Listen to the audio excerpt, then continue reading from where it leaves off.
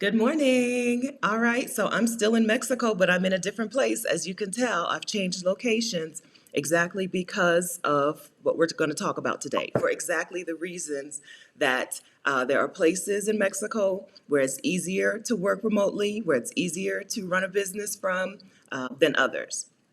So I've moved, not moved, but like changed Airbnbs. Like it's not all dramatic. I haven't moved, but I've changed Airbnbs to a different city. So today, that's what we're going to talk about. We're going to talk about running a business remotely or working remotely, the logistics of that from Mexico. Good morning. Good morning, everybody. Hey, friends in the chat. Y'all are here bright and early. I am glad to be on Central Time again. I've been on Mountain Time for a long time, but I'm on Central Time, and Mexico has changed time zones finally, or has changed, time changed finally in Mexico. So it's nice to be doing this at a reasonable hour. It's 9 a.m. here instead of 7 a.m. So I'm glad to talk to you. If you're new here, welcome. My name is Stephanie Perry. I'm a year-round house sitter. I'm the creator of House Sitter School, and I help Black women take a sabbatical to travel on a budget or to move abroad on a budget. If that's interesting to you, please subscribe to my channel and turn on notifications so that you'll be notified when I post a new video. Welcome. I'm in a city now. I'm out of La Paz. I'm in Guadalajara. So there's noise. There's noise. No more birds chirping. Well, there are birds chirping, but that's um, out, outrun. I don't know, but overshadowed by the cars, the dogs, the other stuff. I hope everyone's doing great today. Okay, so I'm gonna get right to it. La Paz was very difficult to work from, okay, because of the slow internet speed. In the Work From Anywhere toolkit, we have links to some resources where you can find out what internet speeds are in different places. La Paz's internet was not good, not good. Good morning, y'all. I'm sorry, what am I doing? Just because it's 9 a.m. doesn't mean I don't say good morning. Good morning, Empress Vibes. Good morning, Bridget. Good morning, D Walker. Good morning, Abba. Good morning, Mom. Good morning, Kim, Venus, Pat Bro. Good morning, me. Good morning, Misha, Rebloom Room. Hi, good morning. A Reed. Good morning, A Reed. Good morning, Gypsy Publisher. Good morning, Lorraine. Good morning, Marika. Good morning, Adelia from Picky Girl Travels the World. Good morning, Eleanor RW. All right, Marcella, Francis, Sandra. Okay, hey friends. Ujo, good morning. Good morning, Katrina at Expression Tees. Good morning, Emma. Good morning, Gab. Gabrina. Good morning, Doreen. All right, La Paz was really hard to work from. Internet speed is significantly slower in La Paz than any other part of Mexico that I've been to so far. And it was hard. It was hard to do things. I do speedtest.net speed tests. And like, for example, here in Guadalajara, my speed was over 30 megabytes per second, which is pretty normal, 25 to 30 megabytes per second for upload and download speeds. Really good, really good. After 10, I feel good. As long as I have more than 10 megabytes per second, my work is not going to be impaired. I can go live, I can upload YouTube videos to YouTube, all of that stuff without frustration. Between 5 and 10, it's going to be slow and annoying, but I can still do things. Under 5 megabytes per second, I can't work. I can't work. I had at times zero point 0.2 megabytes per second. I couldn't even get on Facebook. It just kept saying, app will not respond, app will not respond, or app is taking too long to respond. Yeah, couldn't even get on Facebook, let alone send out my email newsletter, which I couldn't do in parts of La Paz. I stayed in 4 different places, in 4 different neighborhoods in La Paz. Same struggle everywhere. I stayed in that first Airbnb that I was in for almost 3 months. I was in one Airbnb for almost 3 months. I had moments when it was good, but it was very unreliable. Then it stayed around 3 megabytes per second. I was like the Airbnb was behind a business park, kind of. Look, it was attached to a business park. So like on the other side of the wall was the Aeromexico office where you could go in and buy tickets and stuff, the airline office. And so that was decent internet. It was, I was on there, that the landlord or owner or whatever put us on some decent internet so I could work. Then I went to the swanky hotel. Download speed at the swanky hotel was like 100 megabytes per second. Like it was on it. But upload speed still 1 megabyte, 2 megabytes per second. So I couldn't do anything that required me to do anything. I could stream and I could watch YouTube videos, but I couldn't go, I couldn't download anything. Couldn't go live. Kept getting kicked out. Rashida Dow from Sheeta's on the Loose. Rashida and I ran the Get Your Next 3 Clients challenge, and I kept getting kicked out of our Zoom calls. Internet was just not working.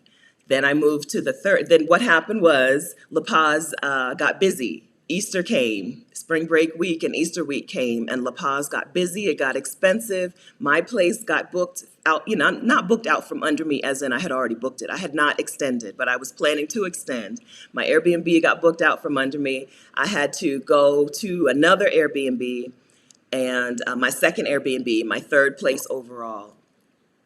That internet was the pits. I started using my Skyroam, which I should have here, because we can talk about that. Or maybe not. It's around. I started using my Skyroam hotspot, which is a little orange circle, which I would love to show you, but I can't find it. It's probably right here. Oh, here it is. I started using my Skyroam hotspot, which instead of using Wi-Fi in the location you're in, uses cell towers. Y'all know what a hotspot is. So I started using my Skyroam. Still in La Paz, we're talking 0.2 megabytes per second. It was hard. It was hard, y'all. And then I moved to the fourth place where I stayed with a lovely family. You may remember that I talked about wanting to find ways to give money to local people.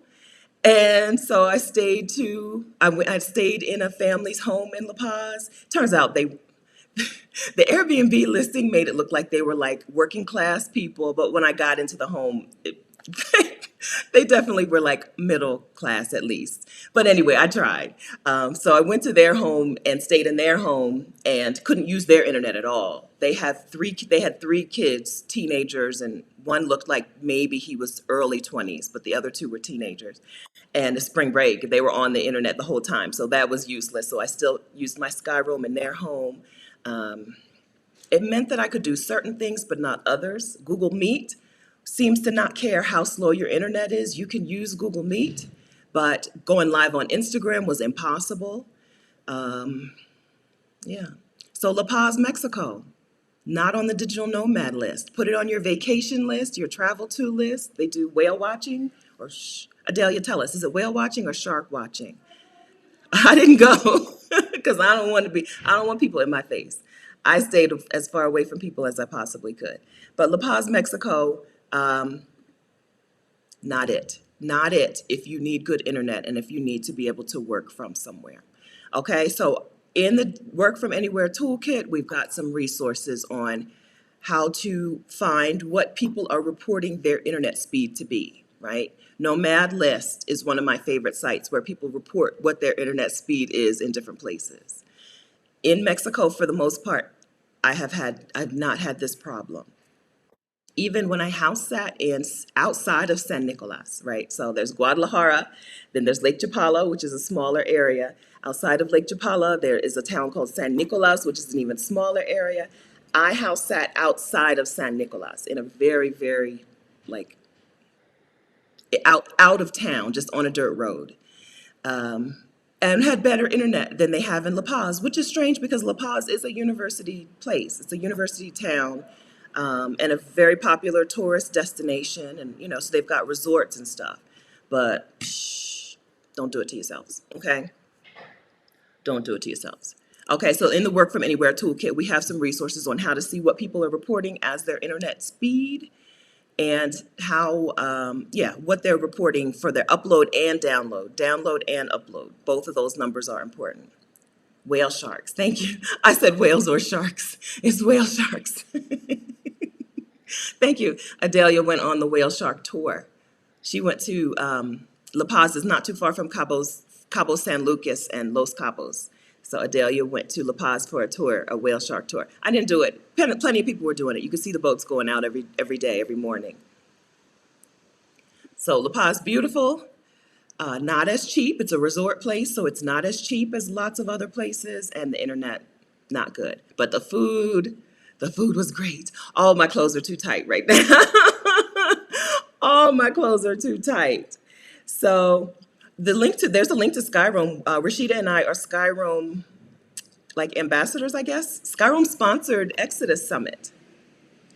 Yeah, Skyroom sponsored Exodus Summit. So in the Work From Anywhere toolkit, Kim, you'll see the link to Skyroam, to the if there's a device plus data, right? If you buy the device plus data and there's some discount. I'm sorry, y'all. I'm the worst ambassador. There is a discount for you in the Work From Anywhere toolkit to Skyroam. This is the Solus X. Super easy to use. Just, you need to be in a place where you have good internet, right? They can't create something out of nothing. No fat shaming. No, I'm not fat shaming myself. I look good, honey. I'm just telling you, my bras are too tight. That's all. That's all. Secret. I'm going to tell you all a secret, but don't tell nobody. I'm going to house sit in San Miguel de Allende starting April 19th, and they have a swimming pool. So I'm about to go, I need to go get a swimsuit.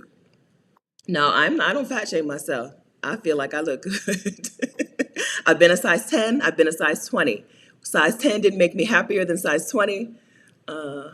It's just like different clothes fit. Different clothes fit at different sizes. That's it. That's it. Thank you, Professor LCH, complimenting my nails. Thank you. My nails did well. I did fly from La Paz to Guadalajara. Normally, flying is the thing that breaks off my fingernails, lifting the suitcase and stuff. But my nails survived. Thank you. Skyroam let me, no, no, not what I needed. Skyroam let me at least get on the internet. But it wasn't cell juice, their cellular towers, whatever. There was not enough internet speed for me to do what I needed to do. I had to cancel a live stream. I actually canceled 2 live streams while I was in La Paz. 2 YouTube lives, which y'all know is not like me. I love being with y'all on Saturdays, but I had 2 Saturdays when I just couldn't do it. So Skyroam let me get on the internet when nothing else would. But because their cellular service is slow, not just the Wi-Fi, right, but not just the high-speed internet is slow, but they don't have high-speed internet, I guess. But the cellular service was also slow. It didn't let me do everything. So I couldn't upload YouTube videos, or I could, but it would have taken, like I did a YouTube video on last Thursday, called Loyal to Your Job for What? Talking about our mindset that tells us that we must hang on to this particular job, even if this particular job is not serving us anymore, right? That video is only 23 minutes, I think. It took me, I don't know, 16 hours to upload it. So Skyroam let me do it. Skyroam helped. I couldn't have done it without you, buddy. Skyroam helped, but it can't create faster internet. It just uses what it has to work with. So actually, because I have fast internet here in Guadalajara, I haven't turned on my Skyroam since I've been here, but afterwards I'll do that and I'll leave a little note in the community or in the comments or something just about what the speed is with Skyroam here compared to what the speed was with Skyroam in La Paz. Okay, so it let me get on the internet, but it didn't let me do everything. But yeah, that was just La Paz. So I have visited for at least a week or so San Francisco, which is San Francisco, Mexico. Actually, it's, okay, so either the town or the beach is San Francisco, and either the town or the beach is San Pancho. So I visited that little tiny town and had faster internet than I had in La Paz, which is a big tourist destination. San Francisco or San Pancho is north of Puerto Vallarta and Sayulita, right? So those are more popular. I went to a little small town the first year that I came to Mexico, and had decent internet in a regular Airbnb where I stayed with a family, Julia and her family, and had good enough internet speed, right? And then I've stayed, of course, in Guadalajara and Tequila, which is its own town, and Lake Chapala, and all around in the little towns around Lake Chapala, San Antonio, San Nicolas, Ajijic, all very good internet, very good, high speed. We're talking 20 or 30, 40 megabytes per second. I've been to Morelia, which is another college town. Morelia is the best kept secret of Mexico, I think. Morelia is a place where I would consider going and staying, but it's not as convenient to airports. I like Lake Chapala because you can get to the Guadalajara airport, to an international airport, in like less than half an hour. Morelia is a little further out from things, but I think Morelia is awesome. I stayed in a guest house, or like a hotel. It was a hotel, kind of. I don't know what to call it, like a hotel-ish. In Morelia, the Wi-Fi was on the bottom floor. I was on this next floor, which they call the first floor, and it didn't reach my room. And I still had faster internet than I did in La Paz because I was next to the Starin store. Starin, the like audio equipment store, audio store. And they had free Wi-Fi with no password. So I had good internet in Morelia, but I don't know what it would be in a home. I have never stayed in a home in Morelia. I've stayed in Leon and Guanajuato and San Miguel de Allende, which are all in the state of Guanajuato. Very good internet, no problems. And then Mexico City, I visited Mexico City just overnight, long overnight, like a long layover. I stayed in a hostel, and good internet. So I feel like for some reason, La Paz would be an outlier. I've not heard other people talk about this except in Tulum, which is Black girl favorite. The only other place I've heard that this is a problem is in Tulum. Anne Marie Archer, who has a YouTube channel called Bald Girl Travels. Bald Girl Travels. I hope that's right. If someone can tell me if it's Bald Girl Will Travel. Anne Marie went to Tulum and the internet was so slow, she left and went to Merida. And now now she's going back to San Miguel.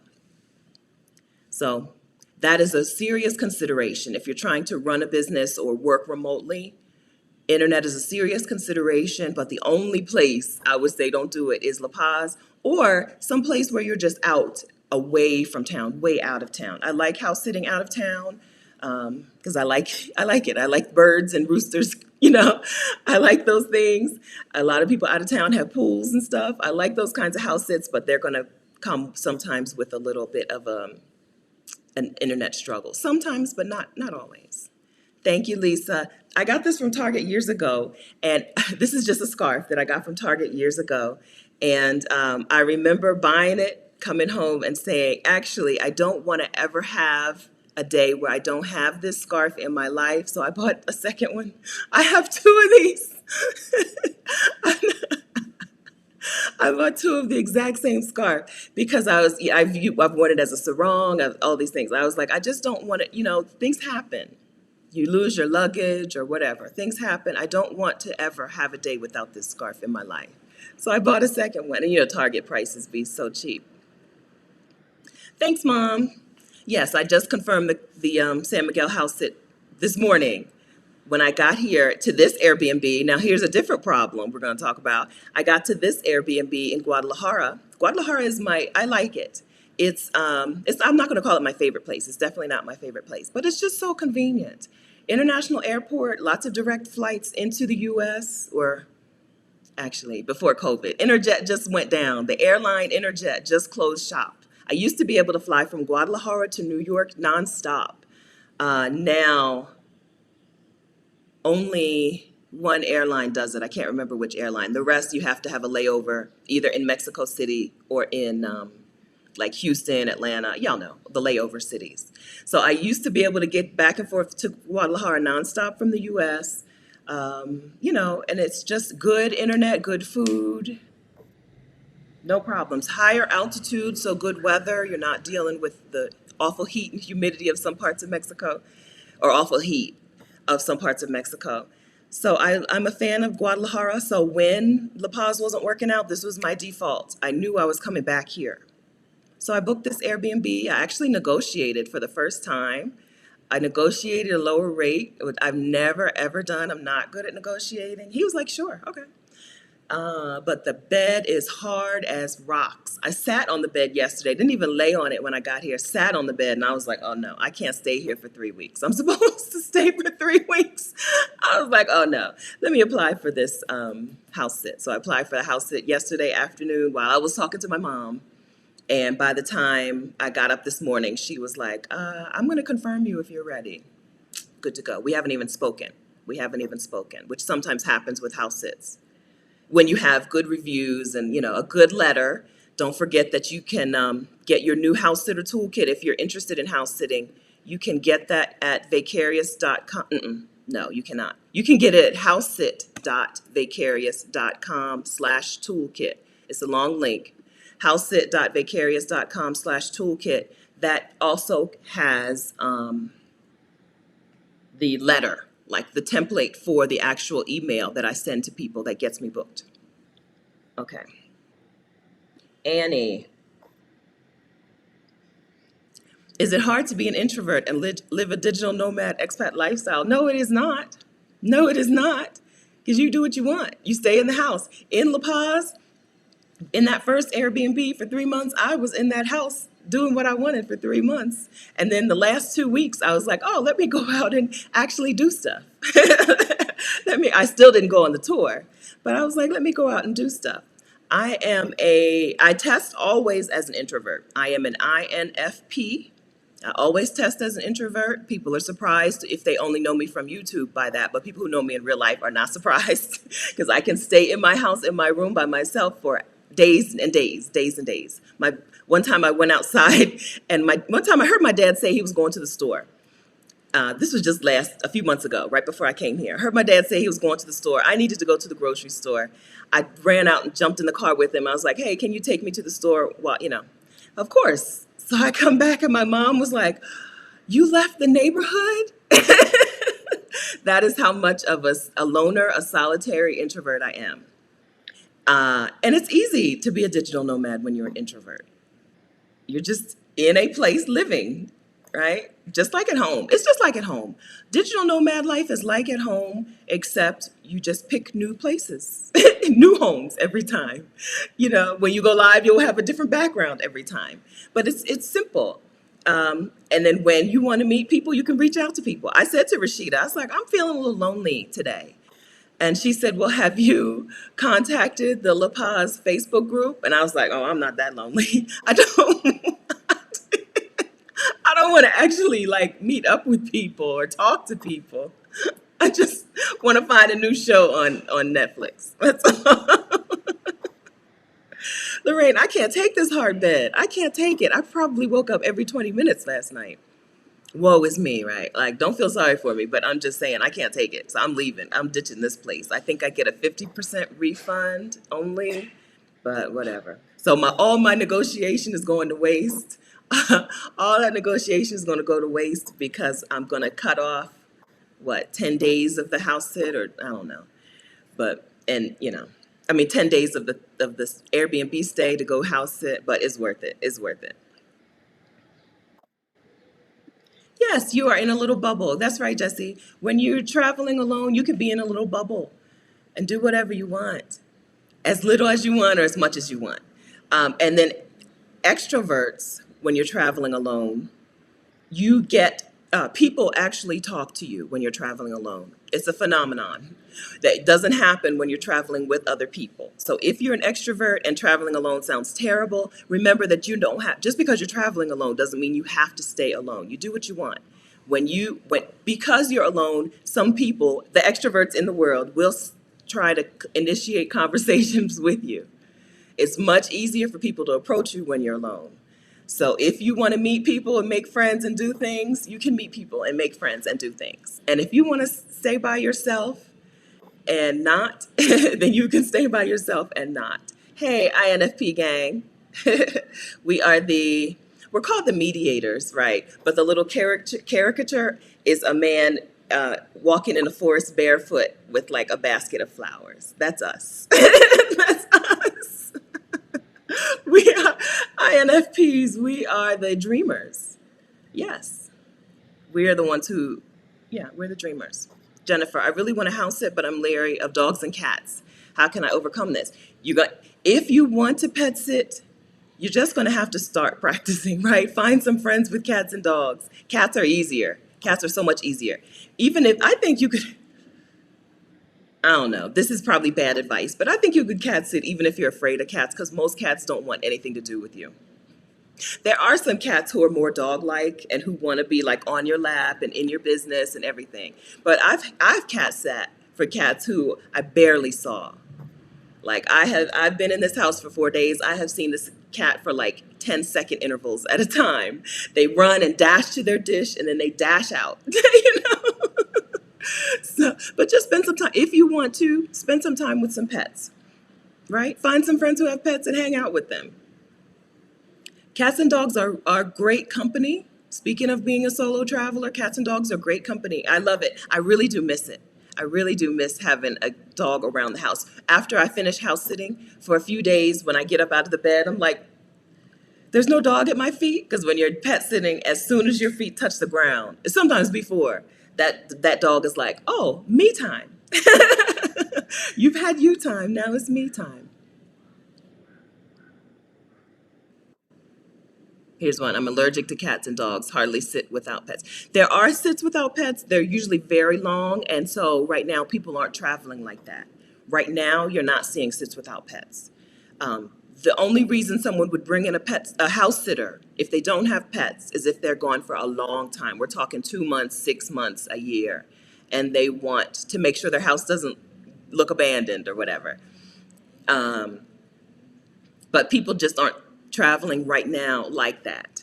They do exist, and I've done them. I did a 3 month house sit. No, I did not. I did a house sit with no pets. It was actually like a week or two, which is what I just told you they don't exist, but they do exist sometimes for people who are very particular about their plans. Um, yeah, Kim, this might sound crazy. Is there such a thing as too many undies? No, it's the only thing that I would say take more than you think you need.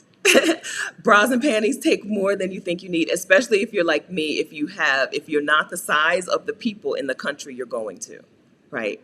If I was the size of the average Mexican person, it wouldn't be so much of a struggle, but I'm not. I don't, these are not the size of the average Mexican woman. I need my own.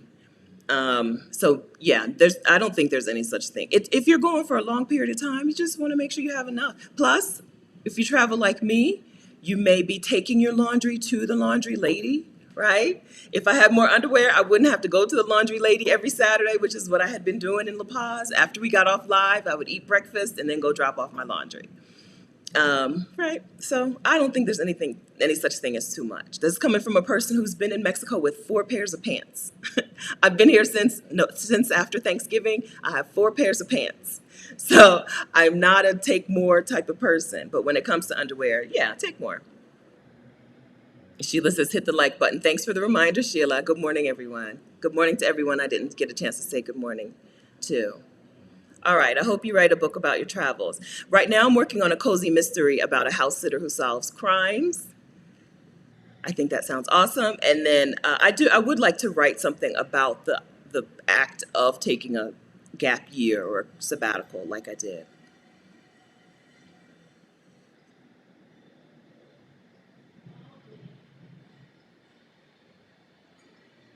All right. Okay, so we've talked about the cities that I've been in Mexico that have had no problems with working remotely or needing good internet.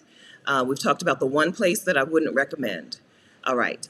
What equipment do we need to work remotely?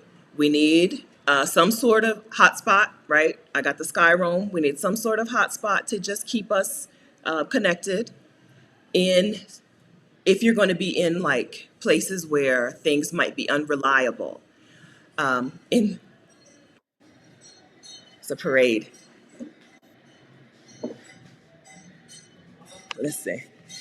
I don't know. I have a balcony type window thing. No, you can't. You're not gonna be able to see it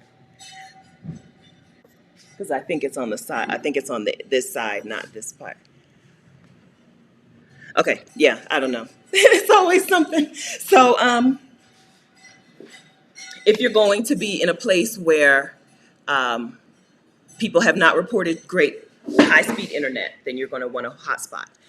You're going to want. Uh, I totally lost it. I'm sorry. I got so excited about the parade. I can't even see it. I can just hear it. You're going to want your SIM card, right? All of this is in the Work From Anywhere toolkit, which is at exodussummit.com/toolkit. So I'm using Google Fi, and because I'm using Google Fi, it says that I'm using Telcel. Google Fi is you can see my Rappi alert because I just got delivery earlier. Google Fi is an international SIM card that you can use in 100 and something countries. It's less than normal internet service in the US. So for 2 gigs of data plus calls and texts and blah, blah, blah, I'm going to say it's $40 per month, right? So in the US, that was cheaper than what I was paying. But in Mexico, it's more. In Mexico, I can just land in the airport, get the SIM card, put in for Telcel. And then we're talking $10 a month for 2 gigs of data, 200 pesos for 2 gigs of data. The only reason I keep Google Fi is that I really need to keep the same phone number. And not even for phone stuff, but for like every single app I use. They're like, oh, we don't recognize you, stranger danger, you can't get your money. PayPal be tripping. So, and a lot of my clients and stuff pay me through PayPal. So, um, the SIM card, either the SIM card for where you are or the Google Fi International SIM card, super helpful. And then the Skyroam or like a hotspot, super helpful. Uh, yeah. As far as running a business online, I think those are the main things that I use that are different that I wouldn't need in the US. I think that's mainly the difference. Now this is the trash truck making noise. Do I use WhatsApp? I do. As a matter of fact, the house sitting client, we just communicated this morning via WhatsApp. WhatsApp is, if you don't know, WhatsApp is a messaging app owned by Facebook, but it's a messaging app. So if you have, it's good because if you change your phone number all the time, you can still message the same people. Or if you're in a different country and they're on one area code, one country code, you're on another country code, WhatsApp is super helpful. So yes, I use WhatsApp. I don't use it for business, but I use it for personal stuff and for house sitting stuff, mostly for house sitting clients. Here in Mexico, my house sitting clients are all retirees, and most of them are over 70 usually. But they'll be like, "Oh, what's your WhatsApp?" I'm like, "How do you know this stuff? That's awesome." Yes, Kim, thank you for that. VPN. So a VPN is a thing that tells the internet that you're in one location instead of in another location. So another struggle I have with PayPal is sometimes they're like, "Oh, you're in Mexico. This looks like a scam. This looks like this looks fishy." So I use a VPN to tell PayPal, "No, I'm actually not in Mexico. I'm in the U.S. Give me my money." A VPN is a network that a virtual something network, virtual privacy network, maybe. There's a link to, I use ExpressVPN. They're the only ones I've ever used. Adelia had a great discount code for a different VPN, but I forgot to do it. I forgot to change over. But yes, to VPNs. Thank you. If you're in some countries, a VPN is going to help you do fun things like watch Netflix and stuff. But in other countries, no. And I think, actually, I take that back because actually Netflix is very smart, and Netflix will only let you watch stuff that you're allowed to watch in that country. And if you can't watch it in your country yet, no matter whether you're using a VPN or not, Netflix is like, nah. Netflix, Amazon Prime has been doing that to me lately. For a little while, I could get on Amazon Prime from my other place, from the US on using my VPN and watch stuff that was on Prime there but wasn't on Prime here. But lately, even Prime's been catching on.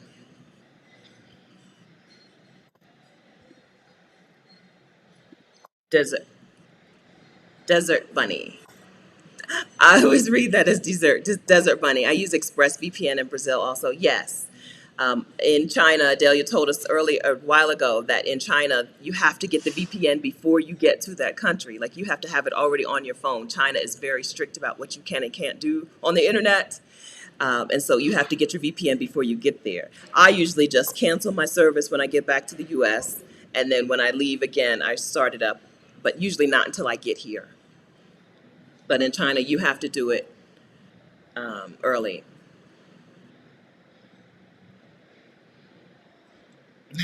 Yes, Carol, it's safe in Mexico.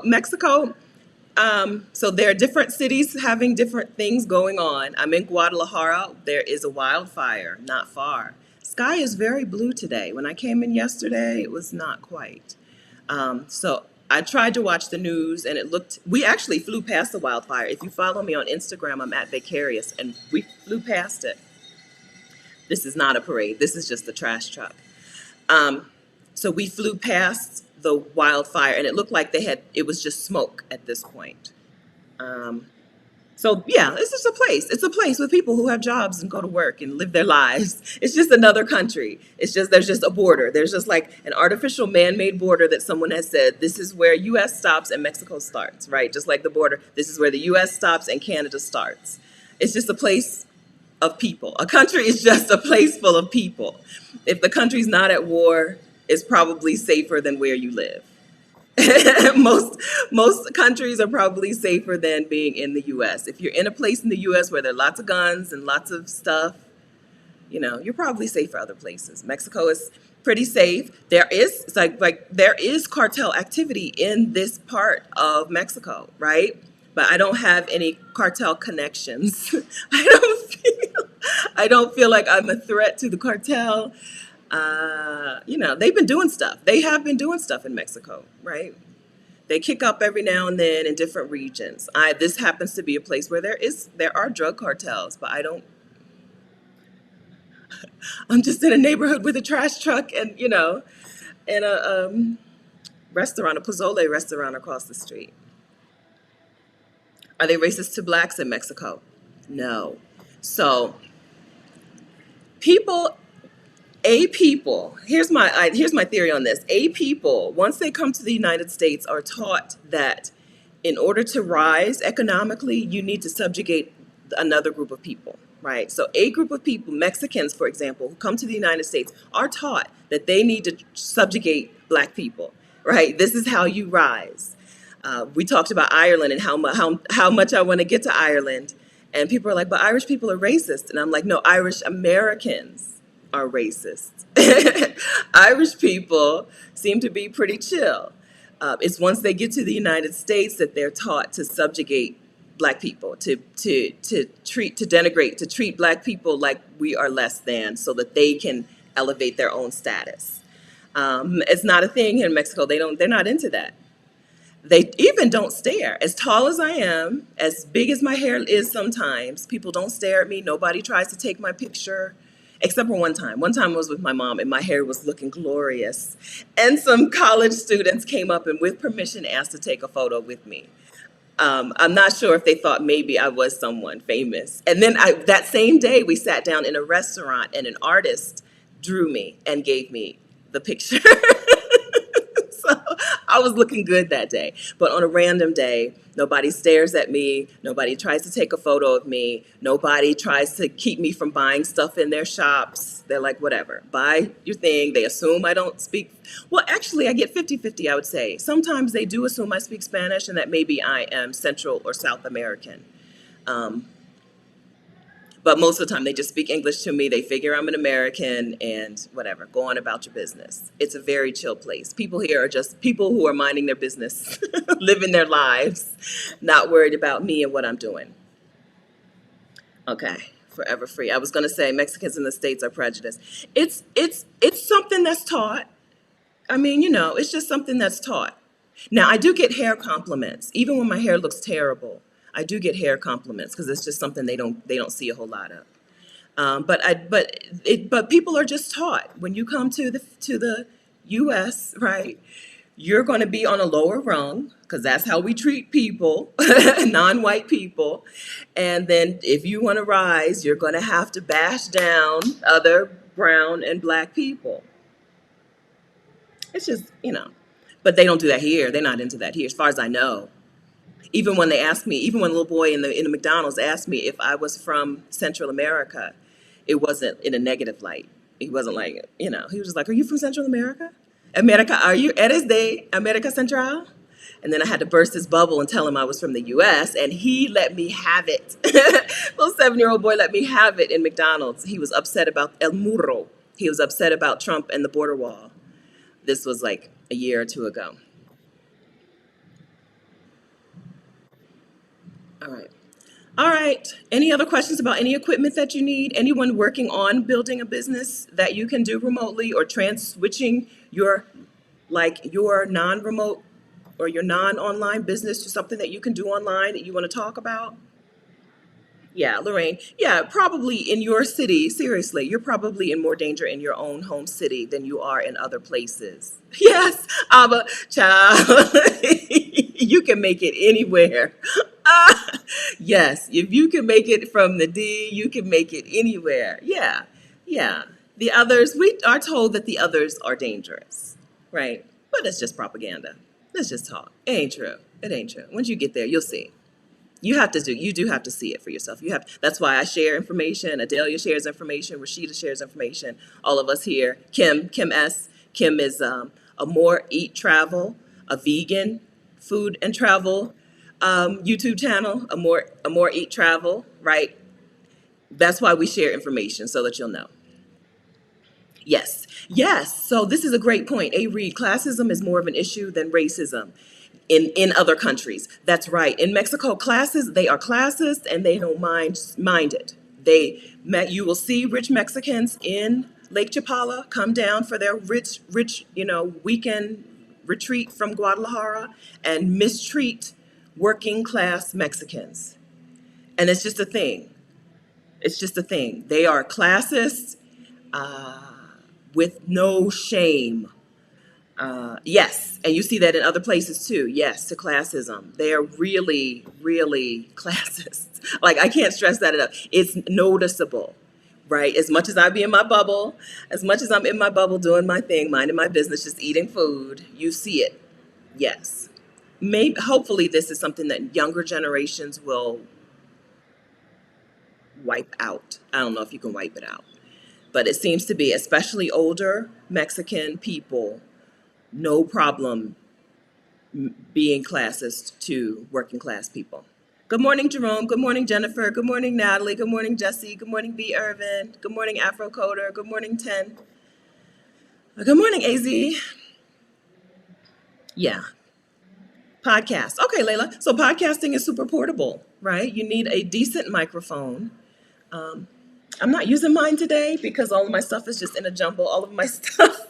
So I have one, but lately I'm mad at it. It's clicking. I had some dogs that I dog sat for. They bit it. They chewed the little top off the microphone and they bit into it. So I think I just need to replace it. But yes, you just need a microphone. You can just use a lapel mic, right? And my lapel mic was, I think, $80, and I bought it in Mexico, where that kind of thing is more expensive. On Amazon, it's probably, I don't know, $60, $70. I have a Rode Smart Lav lapel mic. I'm trying to think of equipment. And then your podcast hosting service and stuff. I don't know about podcasting. Y'all know I am all in on YouTube. I don't know about podcasting, but I know a decent mic you're good to go. Compared to where you are at home, I don't know that you need anything different to podcast from abroad that you would need to podcast from your own home.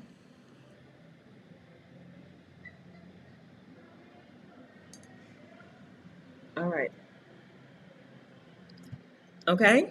So I just posted my video on what YouTube paid me for 1 million views on my YouTube channel. If you have a product, if your online business is providing a service like a coaching business or a freelance writing business or a virtual assistant business or retreats or trip planning or trip retreat or trip organizing, if you're doing something like that, then I think YouTube is a fantastic place to find your ideal client, for your ideal client to find you, I think. I know, right? House Sitter School sells because I have a YouTube channel. I got the just before, so I've already erased the notification, but just before we went live, I got the notification that someone had purchased House Sitter School this morning when I had done nothing, right? I had rolled over in the bed and ordered my Starbucks delivery, which yes, I did, even though Starbucks is literally zero point 0.3 miles away. I ordered it for delivery because I just got here. I don't have anything in my refrigerator. Um, yeah, it sold while I was minding my business, doing nothing to sell it. I think that that is something that's unique to YouTube if you have a small platform. If you have a large platform already, then a blog, fine, a podcast, fine. But if you don't have an audience and you need to build an audience from scratch, I think YouTube is the way. So I talked about on my channel I talked about how I've grown House Sitter School on my channel, and I've talked about how YouTube is the driving force and some things I've done in YouTube videos to make sure that YouTube itself rewards me. Make sure the YouTube algorithm rewards me by sending me new people. So I'm putting together a 16-week YouTube collective, a 16-week YouTube class. Okay. I don't even have a name for it yet. I would like to call it the YouTube Collective, but I think that's too general. But it's for coaches or for people who need to get a client from YouTube. All right. So my internet was so bad in La Paz that I don't have a sign up page for it or anything. But if you get the YouTube for Coaches Toolkit, which is a free download, if you get this free download, I will put you on the waiting list for the YouTube Collective. Okay, for 16 weeks, we're going to get your YouTube channel from it's not helping me to it's helping me. We'll take your YouTube channel from either I don't have a channel yet, or I have a channel, but it's not bringing me clients. It's not bringing me any business. To my channel brings me business while I sleep, right? Because all you really need for YouTube is you need to train YouTube.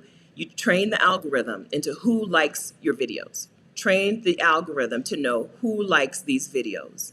And then the algorithm has, I don't know, probably 2 billion people on YouTube. I don't know how many. I'm going to say billions. The algorithm has billions of people to try to match up and present your stuff to them. And then, so you need to train YouTube, and then you need to create stuff that people actually want to watch. It's not going to work if your stuff's not any good. Train the algorithm, create good stuff. So we're going to do this together. Thank you. Y'all know, y'all had to name the Vicarians. I'm usually pretty good at naming stuff, but I can't figure this out. YouTube Coaching Collective sounds good to me. We're going to do this end of April for 16 weeks. If you have time to commit to making 8 videos over 16 weeks, like if you have time to commit to 8 videos over 16 weeks, plus join us for 8 group coaching calls, this is going to get your channel running. My channel has had 1 million views. My channel has been up since June of 2019, but truth be told, most of those views are from June of 2020 until today. June of 2020 until today, 1 million views, 42,000 subscribers. Most of that is from June of 2020 until today. Okay, so I'm teaching that in the YouTube Coaching Collective. So I hope you join. If you get that free download, vicarious.com/coaches. If you get that free download, I will also put you on the wait list and let you know when the stuff is ready. Now that I'm in Guadalajara, I can actually work. I get the first award at 100,000 subscribers, and I think that's going to happen sooner than y'all would probably believe. So let's remember this day.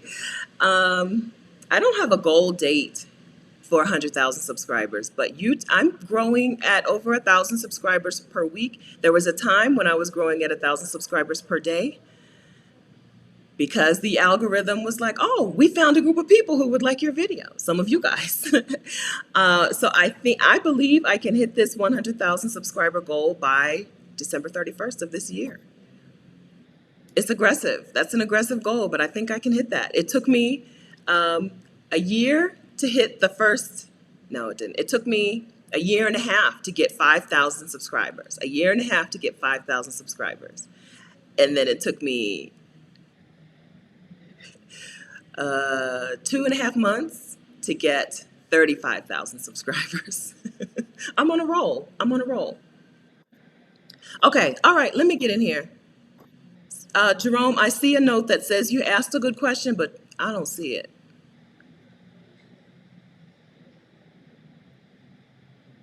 Hey, cutie pie.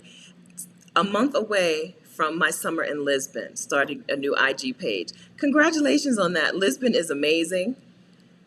I hope you love it.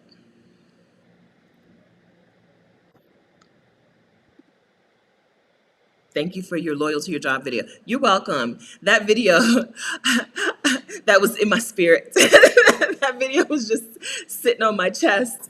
I was like, we got to talk about this. We got to talk about this. You don't have to be loyal to a job. You don't have to be loyal to a country. You don't have to. You can go. You can change. You can have options. That you have options. You can go. You can change. I think that that's just a result of this country being built on the foundation of slavery. We attach ourselves to our job. We are our job. When people introduce themselves, they will tell you, I am so and so, and this is what I do for a living, as if they were one thing, right? Maybe your job is your thing. Maybe you're living out your purpose through your job. Wonderful. But if you're not, I hope that you will watch that video called Loyal to Your Job for What? I hope you'll watch that video and take a second to take some time to think about why you feel so attached to a job that is not giving you back. It's not reciprocating. It's not loyal to you. These jobs ain't loyal. Kim's channel is Amore Eat Travel. Vegan food and travel. Amore Eat Travel. I don't know if I'm supposed to tell you, but Kim will be in Mexico very soon. So follow her, Amore Eat Travel. And you'll see her adventures in Mexico. She already has some vegan food videos from Mexico because she's visited recently. But she's on her way. Amore, Amor, Eat Travel. Boom. Yes. Yes. We don't want that fruit.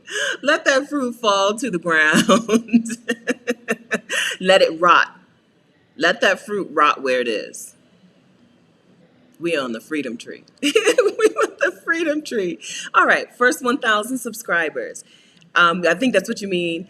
Hello, Robert. My first 1,000 subscribers on YouTube took me, I'm going to say from June, I started June of 2019. I'm going to say by December of 2019, I had 1,000 subscribers. We'll go January 2020.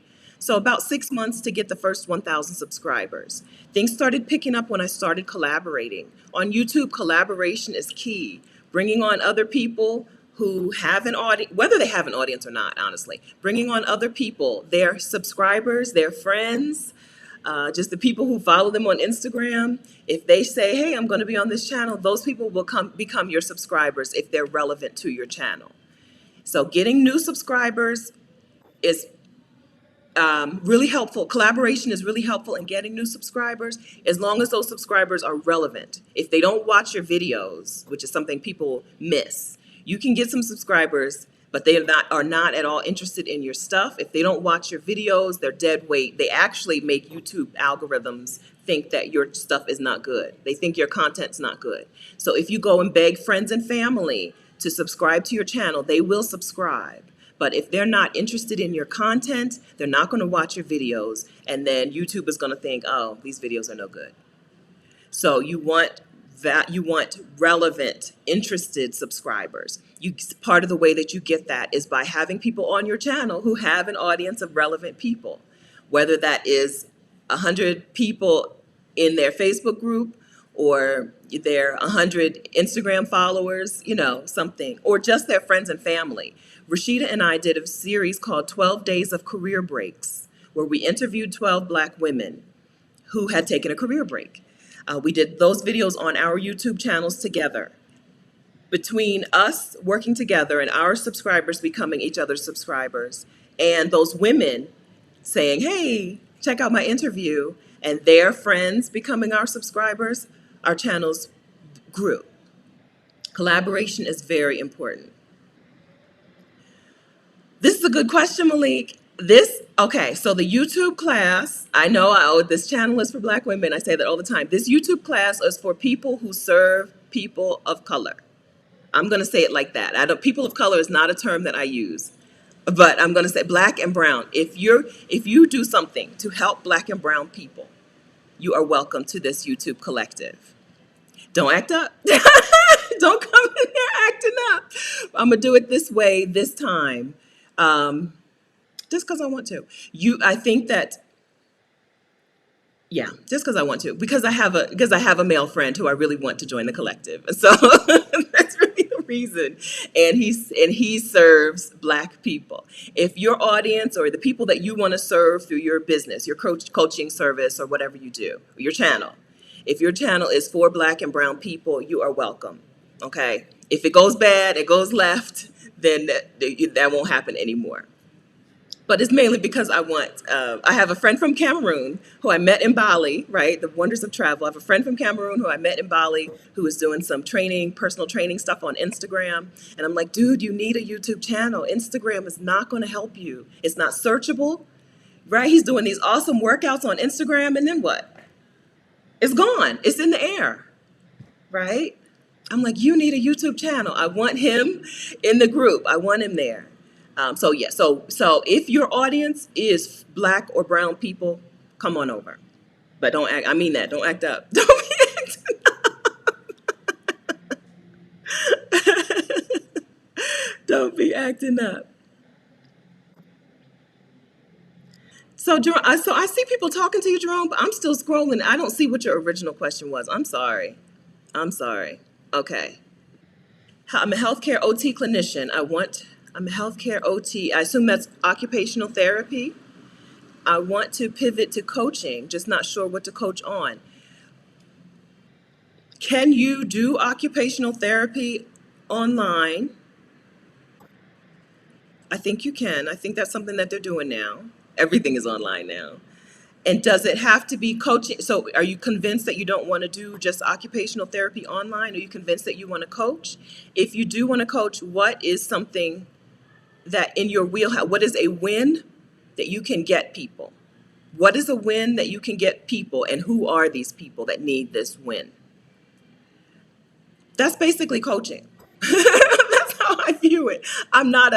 Now I don't have coaching certifications and qualifications. I have a coaching business that lets me live in Mexico. I don't have certifications, okay? There are certifiers out there who will give you better info. As far as I'm concerned, coaching is I can help you get this win. I can help you, specific person, get this win, specific result, right? House sitter school is I can help you book your first house sit. That's it. That is my coaching service. That is my coaching offer to people. I can help you book your first house sit. So, but it's a specific person. It's a person who wants to house sit so that they can travel long term. Most of my house sitter school clients are Black women. I always say old millennials, because the oldest millennials are 40 now. Like old millennials, Gen X into baby boomers, right? So if you have a win that you want to help people get to, I think that's the best way to think about how to start coaching. What is a win that I can help people get? It could be more tangible. It could be less tangible, right? Rebloom Room is here, she was here earlier. She may still be here. Rebloom Room helps women, midlife women. I shouldn't frown when I say midlife. I'm struggling with the term midlife. I would like a different term, please. Because my mom thinks she's living to 120. If she can make 120, I can make 140. So this is not midlife, but we'll see. Rebloom Room. Rebloom Room helps women recapture their bloom. right? So it can be a tangible result, like get your first house sit. I would call that tangible. It can be more not tangible. I don't know the opposite of tangible. Esoteric, is that right? But here is a win that I can help you with. Okay, so this this that is the beginning of figuring out coaching. Then I always say, do what is the easiest possible way that you can coach someone? It's just a one-to-one call. Start with one-to-one calls. I know people say don't do one-on-one calls, it's so time intensive. It is time intensive, but it's how you learn what you need to learn from clients before you go and create something big like a course or something.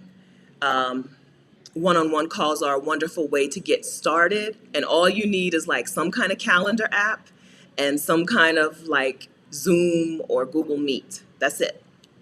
Thank you so much for the super chat, Jerome.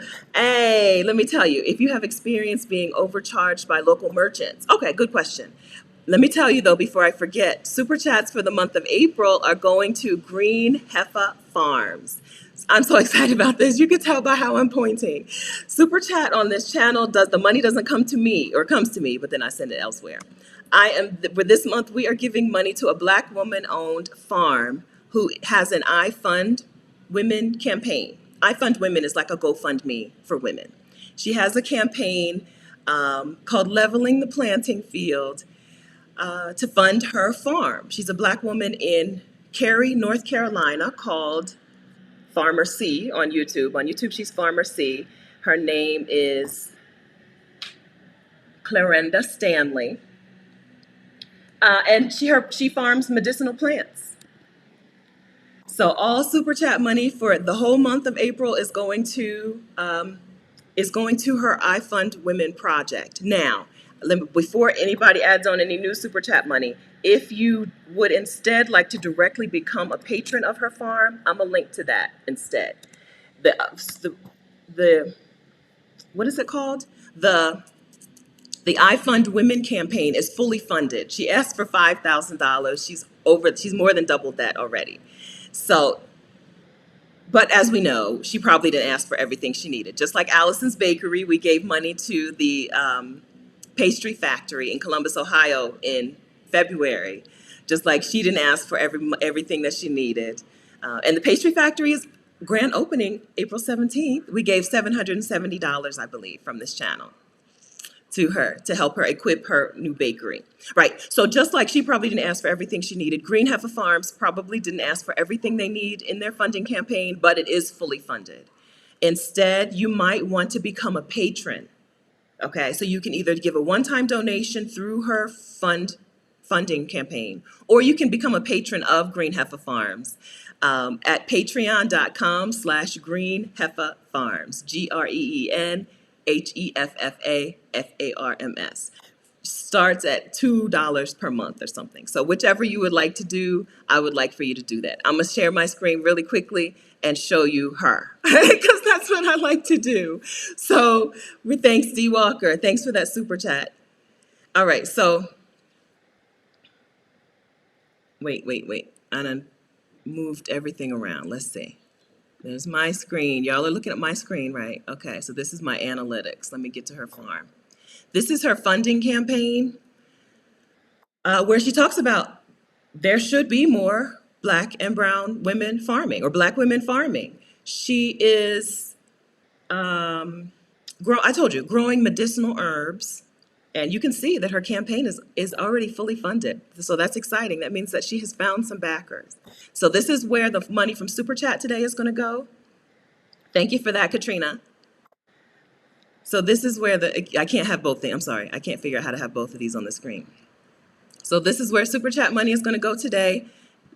Here's her farm page. Sorry, Mom, her teas are all sold out. That's the first thing I looked for to see what was happening. Right now, all of her teas are sold out. But I'm sure if you join her Patreon page, patreon.com/Green Heifer Farms, I'm sure she'll notify you when her teas are back in stock. All right, this is Clarenda, Farmer C, and I believe her son and daughter, and her granddaughter. I think they're the ones who are building this farm. Who are, yeah. The future of food in the United States is going to be in the hands of black and brown people, right? Black people and indigenous people. If we're going to have food, real food in this country, it's going to have to be because black women, black and brown women are leading the charge. So this is her Patreon page. And then she's got a YouTube channel. If you just want to watch her build her farm, which is super fun to watch, hang out with her on youtube.com/farmerc. Okay, so anyway, okay, so we got it. Super chat for today, for all of April, is going to go to Farmer C. I don't know her. I don't have any connection to her. I'm just glad to see black women farming. Okay. Okay, so how do you give a donation? You can go to GoFundMe. No, it's not. No, it's not. You can go to, let me get my links back. Let me get myself together. You can go to, okay, so here's how you can become a patron. You can go to patreon.com/greenheiferfarms. Okay? Patreon.com/greenheiferfarms. Okay? Or if you're here on YouTube and you're watching on a device, not your TV, you can go to the $, right where you're typing, and give the money via Super Chat.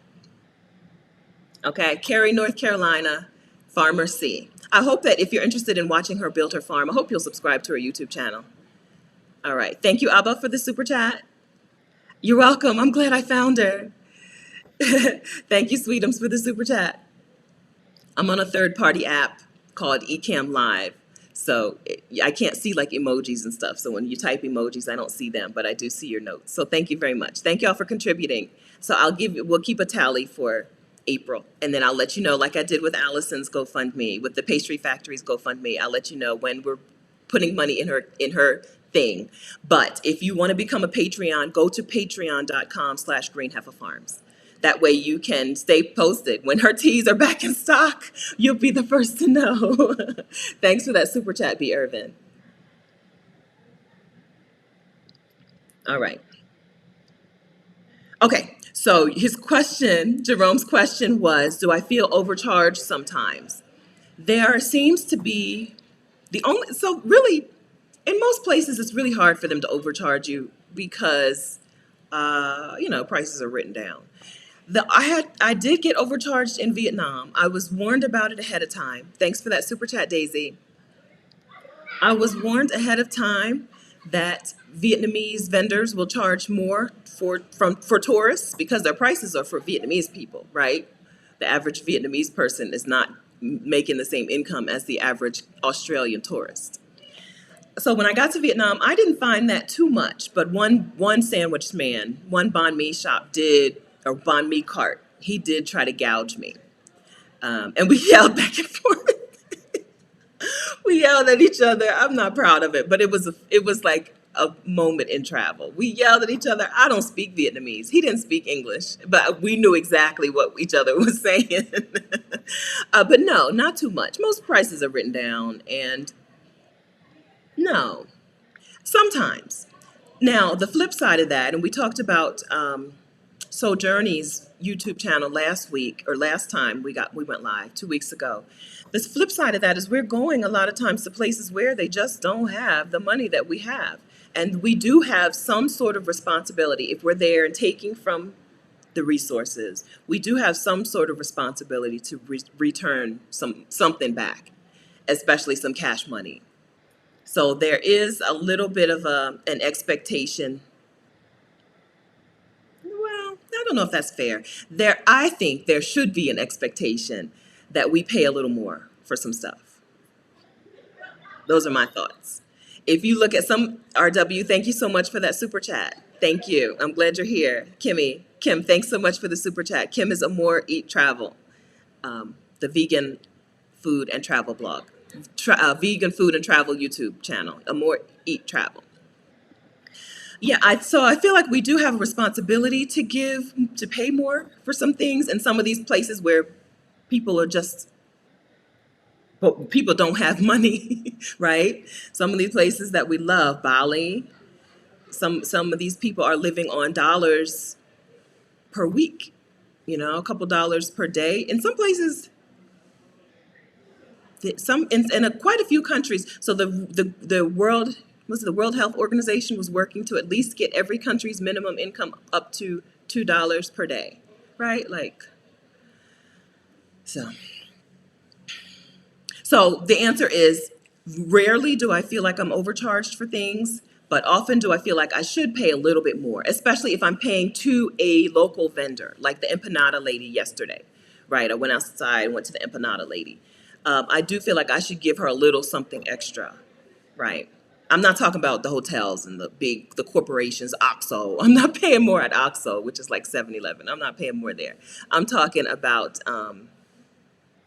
to vendors, to housekeepers, you know, like in some of the Facebook groups, people talk about what housekeepers charge in different places, and they're always like, "But you should pay more," right? Yes, your housekeeper will clean your entire house for $5 or less, but you should pay more. Same with me and my laundry lady, right? Always pay more, always tip more. I don't know. You didn't ask me that, but that's what I think. My mom says we're taking a field trip to Cary, North Carolina, to the farm. All right. We'll see. Kim says she just yells, I want the non-tourist price, even in New York. Tiffany, Tianjis, I don't know how to pronounce that. I think it's Tianjis. Tianjis is like the outdoor covered market. I'm a big fan. I love, love, love them. I love them. I love them. I go even if I don't need anything, and I always buy stuff. I bought this at a Tianjis in Ajijic. That's the Wednesday market in Ajijic. I love them. Yeah. Most of the time, if you're into fruits and vegetables, it's better to get them at the tianguis anyway. The grocery store in Mexico, anyway, grocery store vegetables, you don't want them. They're the leftovers because everybody's actually buying them at the market so they're staying fresh and there's turnover. I'm a big fan. I go there, I shop, I eat, I shop some more. I buy fresh flowers, a bouquet of fresh flowers for $4, and then I go home and mind my business. Yeah, I'm a big fan. Okay, Teal, Birdwell, looking for cities in Mexico that have temperate climate with a reasonable drive to the beach. Any suggestions? So, what is it? The beach that's near Oaxaca? Look in the Oaxaca area. Those beaches in the Yucatan, not temperate. Beaches in the Yucatan area, not temperate. Beaches in the state of Oaxaca and beaches in the state of, it's not Sinaloa, the state that's under Sinaloa. If it'll take me less than 10 seconds, I'll tell you. Those are probably a good choice. Oaxaca is loved. Everyone loves Oaxaca. The state and the city and the state. Oaxaca is a fan favorite. Nayarit, Nayarit. So check the states of Nayarit and the states of Oaxaca.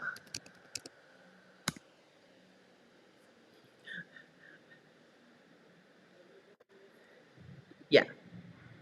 Chiapas. I think I don't picture beaches in Chiapas. I think Chiapas is jungle. Am I right?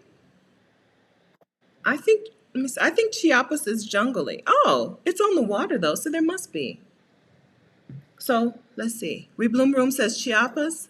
I don't have any experience with any of these anything on the water in Chiapas. Puerto Arista. I've never even heard of that. So check that out too. Oh, okay. Who knew? So Puerto Escondido is the beach that's near Oaxaca that I know of, that a certain person is heading to, not me. And it's where Acapulco, not far from Acapulco. And Zihuatanejo, if you remember Shawshank Redemption. And then you go up into Nayarit, up into Jalisco and Nayarit. So Puerto Vallarta, anywhere up and down that coast. Manzanillo is popular here. So if you look on the map, you'll see Colima and Manzanillo. Colima Those are popular places for people here to go and chill. Popular towns. Colima is not a beach town. Manzanillo is a beach town, but they're close. Those are very popular with people here. People here going who want to take a trip and go someplace nice. Black PV on Facebook. Okay, Adelia says Chiapas has lakes and canyons, but beaches aren't really a big thing there. I picture, okay, I didn't even know, yeah, canyons. I picture canyons and kind of like foresty, jungly stuff. But they're on the coast, so the beaches may just not be beachy. Some places it's just like the coast, like rocks and then water. So maybe there are no beaches there because they're not even labeled on the map. Puerto Vallarta, yeah, Puerto Vallarta gets hot in summer. Yeah. So a lot of people who live in Mexico, right, just don't live in one place. It's not uncommon for people to go to some place for 3 months. In the Lake Chapala area, a lot of people leave. The reason I get to house sit there so much is a lot of people leave October, November, and December. And they just go to a second place because why not? It's not that expensive and it's where they want to be for a while.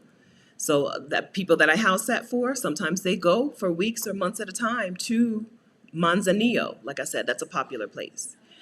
It's not, yeah, don't think that you have to find the perfect place in Mexico because you can bop around. Even if you have a home, you may find a second home. Mexico might be a place where you can afford a home and a beach home, or at least a beach Airbnb for a while. I did see that question about Airbnbs. I'm sorry, I saw it and I was scrolling and I lost it, but I did see that question about staying in Airbnbs long term. You need to negotiate. I don't think the Airbnb price is good for long term, right? Like I'm paying, this is pretty much the extent of, well, no, this is 2 bedrooms and there's a little tiny kitchen and a little tiny, it's not really a balcony, and a bathroom. I'm paying five something for just 3 weeks. That's ridiculous. That's not Mexico pricing. $500 for 3 weeks, when the neighbors who actually live here are probably paying $300 for 3 weeks or less. So I would either ask them if they're willing to negotiate off of Airbnb, or just get and find an apartment. If you know you're going to be there for 6 months or 12 months, just go through the process of getting an apartment. And Adelia on Picky Girl Travels the World, on Adelia's channel, she's got info on the process of renting in Mexico City, and it's similar to other places. I have a Move to Mexico playlist, so I'm going to link to that here, and it's in the description if you're watching the replay. So I did stay in an Airbnb in La Paz for almost 90 days, but I wouldn't recommend it. It was a waste of money. I wouldn't recommend it. I just didn't feel like I didn't feel like dealing with anything. And I wanted to be able to up and house sit at a moment's notice. I felt like the house sit of my dreams was going to pop up. I'm not usually that FOMO. I don't think I have FOMO usually, but I just didn't want to book the house sit, the Airbnb, and I didn't want to book it for 90 days. So I just booked it for 30 days at a time, which is why I ended up having to leave early. So my recommendation is, if you know you're going to be there 6 to 12 months, just rent. Get there get there by Airbnb. Get there, find an Airbnb for a couple of weeks, check out some neighborhoods, but then just rent, especially if you know you're going to be there for at least, 6 or 12 months. One of the bonuses of Mexico, which we haven't talked about, is that you get a 6-month tourist visa most of the time. Americans, Canadians, lots of people. If you're watching this channel, probably, right? Most of us have the U.S. passport. You get 6 months when you come in, and then to reset the clock and get the next 6 months, you just have to cross the border and cross back. You don't have to be gone for so many days. You don't even have to be gone for a full day. Some people fly to Tijuana, go cross the border, have lunch in Southern California, and then cross back and then fly back to their city. Yeah, so the wonder of Mexico, as since we're talking about working remotely and running a business from Mexico, one of the wonderful things is that you get 6 months pretty much automatically. Not always, but pretty much automatically. Nobody's ever been like, "How long do you want to stay?" I'm only going to give you 3 months. I've only flown in and out of the country maybe 6 or 8 times, but every time 6 months. I get a 6 month stay, and then if I want to reset the clock, all I have to do is leave the country and come back. Yes, Dualaville. I did 6 days in a hostel while looking for a place to rent. Yeah, so just find a place short term. Find something short term and then look for a place. Yeah, I think staying Airbnb long term is just a waste of time. Now, you may stay, it may be that same place. You may be able to negotiate with the Airbnb host off of the app. They may be willing to negotiate off of the app for an actual rental price. That is quite possible. I am not a good negotiator, but that's quite possible. But I wouldn't want to stay. So stay. I feel like I wasted money, and I wouldn't recommend that you stay in an Airbnb for 90 days, 180 days. Instead, just go and stay for a little while and find an actual place to rent. Facebook groups for the city or town that you want to go to are the GOAT. Facebook groups for the city that you want to move to will help you. They will help you with how to get a place. What neighborhoods are good. Um, they might be like, hey, this place is available. It's X dollars. Here's who you contact, right? They're very helpful with that. Get in Facebook groups for the cities that you're considering going to. Pharmacy's YouTube channel is Pharmacy, as far as I know. I think I got the right link. I linked to it in the description, I hope. If not, I will soon. After we're done, I'll link to it in the description. All right. So if we're feeling good about things, I'll end. Yes. Okay. So don't forget to, yeah, okay. Yes, the YouTube Collective, what do we call it? YouTube Coaches Collective. You will be notified about the YouTube Coaches. You will be notified when the YouTube for Coaches Collective is up and running. If you go here and give me your email address, okay? If you go to vicarious.com/coaches, put in your info. You will get from me 10 YouTube tips for coaches, and you will be on the wait list so that when it's ready, you'll be the first to know. Because I'm doing 12 spots. I didn't say that. I didn't tell y'all that. I'm only doing 12 spots because we're going to do live coaching. We're going to do group coaching, 8 sessions over 16 weeks. And more than 12 people in a group coaching session, especially when we're talking individual stuff. Everybody's going to need individual help for their individual channel and their individual clients. Those calls could take forever. So I'm cutting this off at 12 people.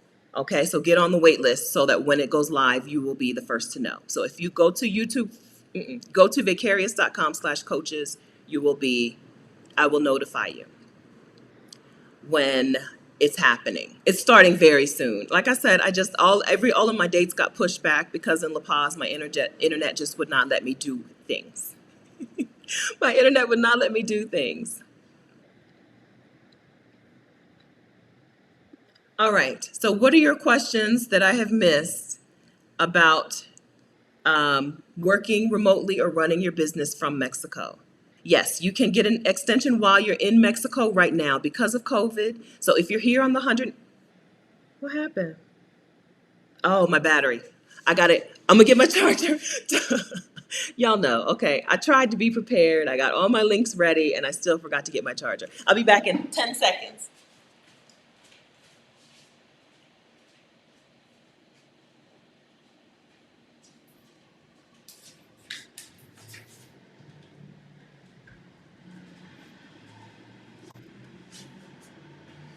Okay, because of COVID, right now Mexico is letting people extend their visa here in the country. So you don't have to leave the country right now. But I don't know how long that's going to be in effect. That's not the norm. That's not the norm. But right now you can get a 180-day extension while you're still in Mexico, which I didn't know. But I got to leave anyway. I do have to leave.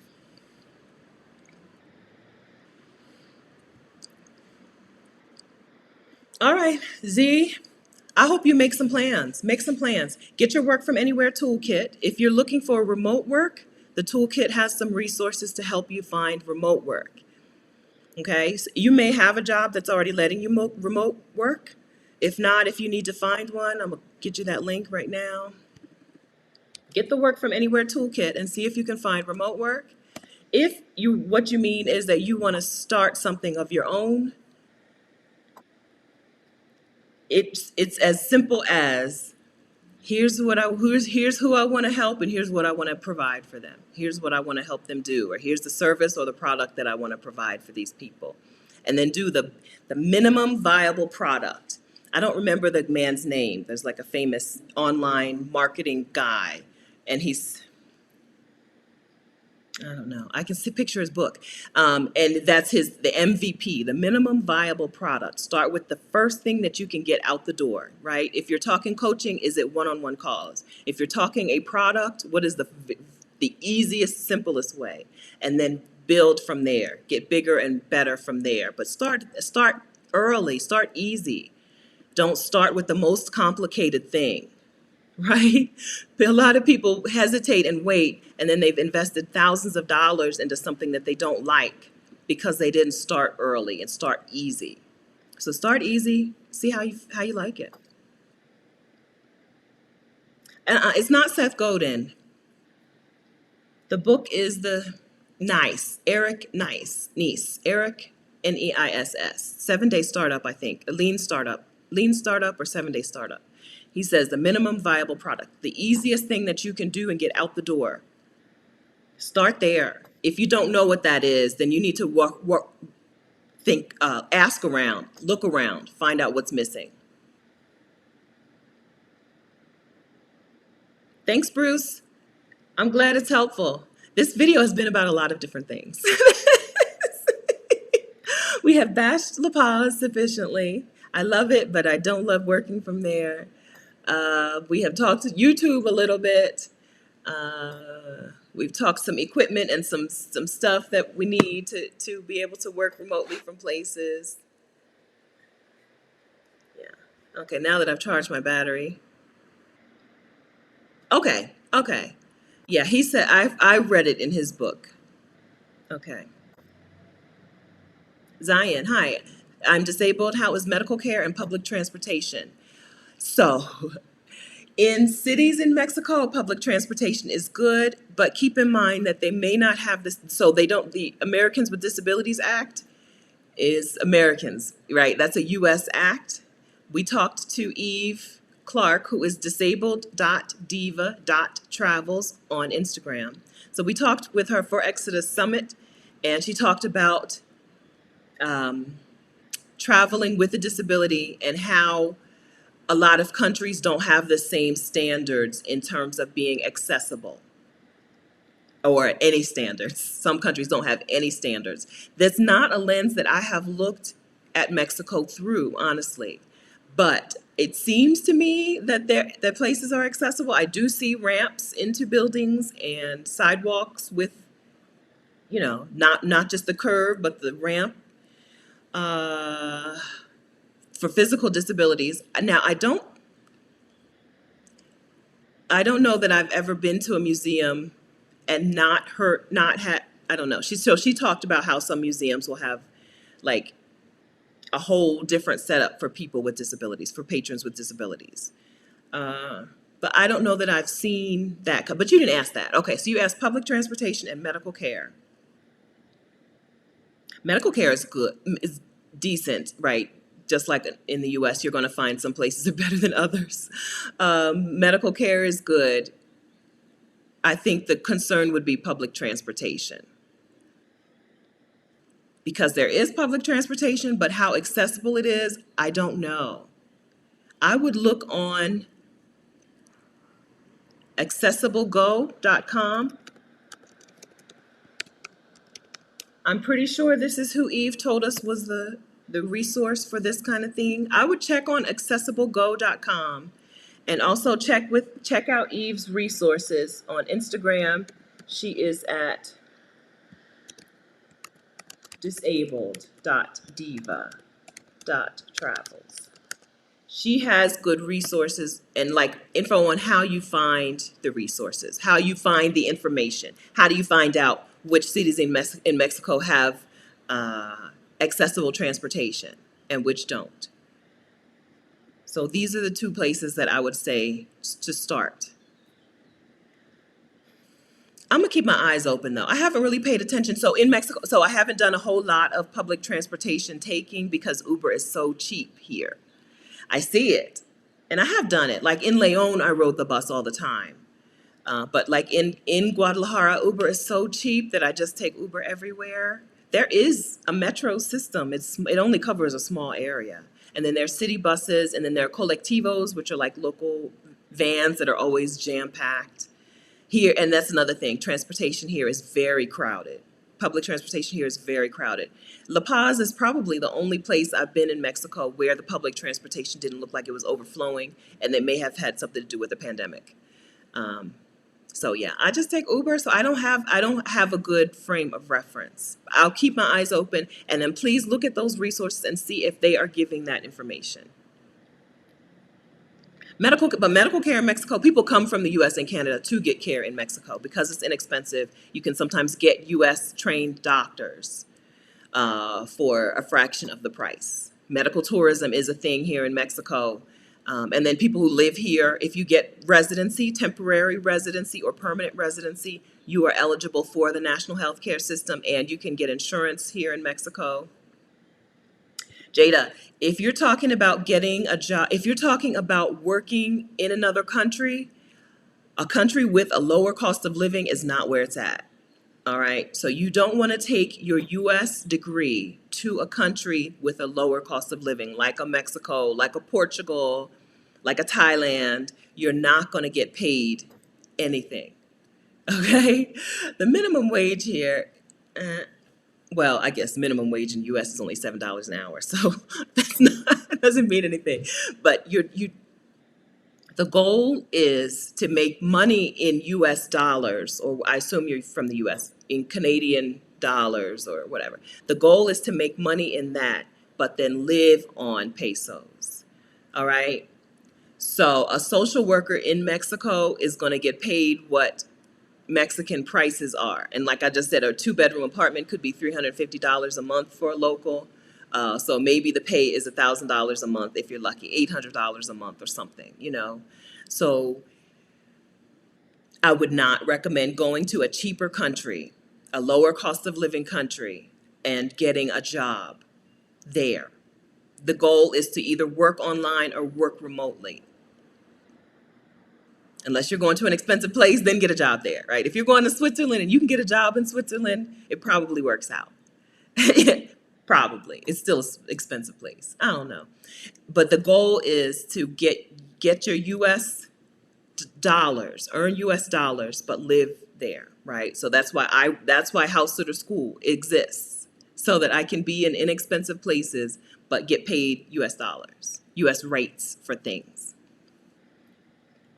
Yeah, geo arbitrage. That's right. Buy low, sell high. Basically, is what I'm doing, and a lot of us are doing. So if you work for a U.S. company online, but you live in Mexico, you're making out, right? You're benefiting.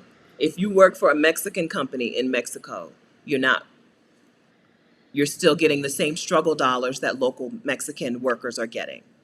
No struggle dollars. We want the US dollars on Mexican cost of living. Yeah, no, I asked someone else to do a video on it. I don't remember who. We asked someone else to do a video on medical tourism. I don't remember who that was. If you're here, say so. Yeah, somebody else said she was going to do a video. She said she was going to do like a summit, get a summit together on medical tourism. That's what I remember happening. I will do a video on my channel, but someone, I can't remember who, stepped up and said she was going to do something. So we need her to tell us. Ijeni? Ijeni? Ijene? Ijene? Ijene? I'm going to go with Ijene. Please fix me. Please correct me, Ijene. Good morning. I'm an OT, I guess occupational therapist. This is your second one on here today. I want to travel vlog on my YouTube channel and help others who are scared like me. I'm terrified to just go and stay gone. I travel and come home. That's fine. That's okay. There's no right way. There is no right way. Do it that way. I come back too. I'll be back in Delaware in May, the end of May. But I waste a lot of money doing that. You don't have to. You don't have to let it go. If you want to, just do it. If you want to stay gone, stay gone. But if you want to keep coming back, keep coming back. It could be worth it. It could very well be worth the money for you to come back for your own peace of mind, for your own sense of security, for your own like ability to see the people that you miss for those periods of time. Somebody just gave me a thumbs down. I saw that. I saw that. Was that you, Jenny? So you don't have to you don't have to change that. Okay. If you really do, I'm terrified to just let go. What are you afraid is going to happen if you just get residency somewhere? I mean, like get permanent residency somewhere. Look at what the requirements are for different places. I recommend you check out Mexico and Portugal, my faves. Check out what residency requirements are and see if you can get residency somewhere. No matter when you move, it's always temporary. Like very rarely, not always, but rarely is a move permanent, even when it's like a 10-year move or a 20-year move. I don't know anybody who's lived in the same house for their whole life. It's all temporary. It's all temporary. You can change it. If you get there and you don't like it, you can change it. The reason that it's not super scary is you're not shipping your stuff anywhere. We're not doing that. We're not doing those things that are expensive and that are hard to back out of. It's hard if you ship your furniture someplace and then you don't like it and you want to go someplace else. You can't back out of that. Or you can, but it's going to cost you $1 trillion. We're not doing it that way. We're going with our Adelia. We're going with our 4 suitcases, like Picky Girl Travels the World. We're going with 4 suitcases, and we're going to build up a life someplace. If we don't like it, we might sell our stuff and go someplace else. I don't know. I don't know if that was helpful. Your breezy attitude is breathtaking. Thank you. I am pretty breezy. Wanda, I was on the Black Women Travel podcast. Black Women Travel podcast, hosted by Wanda Duncan. If you're into podcasts, that's the one. That's it. Adelia also has a podcast, Picky Girl Travels the World. Those are the two. So Wanda asked me in the podcast what I do to stay grounded. And I was like, grounded? Like, seriously, I couldn't really even figure out why would I want to stay grounded? What do I want to stay grounded to? Like, I was like, I don't think I do. I don't think I do anything to stay grounded. I'm not grounded. I'm not. Don't say that. I seriously couldn't figure it out. I was like, then I couldn't think of the right word. And I said flighty. I said, I'm pretty flighty. I don't mean flighty, but I am pretty go with the flow. I am definitely go with the flow. International schools are a great choice.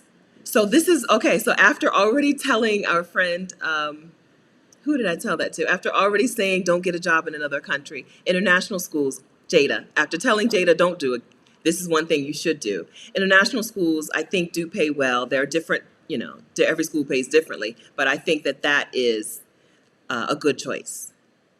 Yes. So yes, teaching at an international school, but those are teachers. Teaching at an international school is for teachers, right? Not just, hey, I'd like to move to another country. Let me start teaching English abroad. Teaching English abroad is something that you can do as a native English speaker with a TEFL certification. Low barrier to entry, I'll say. But teaching at an international school is for teachers. You have to be a teacher. But as far as I know, they do pay well. They don't pay you based on that economy for the most part. I mean, it's like in between. I would say in between. From the handful of people that I've talked to. I talked to, Jesus. Okay, so I talked to Adelia here on this channel in a video called Is It Time for Black Women to Leave America? She taught in international schools, so we talked about it in that video. I talked to someone else about teaching at an international school, and that someone else was Tanya Chen, right? So there's a video with Tanya Chen. She taught at an international school. If you have been on the Exodus Summit Facebook, or if you've been in Exodus Summit, exodussummit.com, we talked to teachers, Nicole Brewer. It's coming to me, my brain, and who is a teacher in Oman. So I'm just rattling off things. So I think if you're a teacher, you should be a member of the I Love to Globetrot Facebook page. It's not a Facebook page for teachers only, but it just happens to have a lot of people who are teachers at international schools. Facebook group. I said Facebook page. I Love to Globetrot Facebook group has good, because Nicole Brewer is a teacher at an international school and she's taught in 3 different countries, I think. There's good info in that group. But it's for everyone who loves to globetrot. But there are lots of teachers in there at international schools and English abroad teachers, ESL teachers as well. Okay, so that's the group. I Love to Globetrot. The number 2. ILUV, the number 2, Globetrot. That's a Facebook group.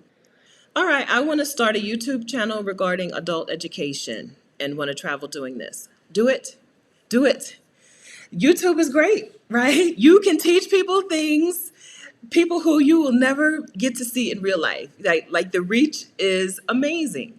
You can teach people things on YouTube, teach things that they're already searching for. If you're teaching something that people are already Googling, your channel is going to do well. I happen to teach something that people aren't really Googling, and my channel is still doing well, right? Nobody really Googles how to become a house sitter because people don't know it's a thing. They don't know it exists. But if you were talking about teaching something that people are already looking for help for on the internet, go for it.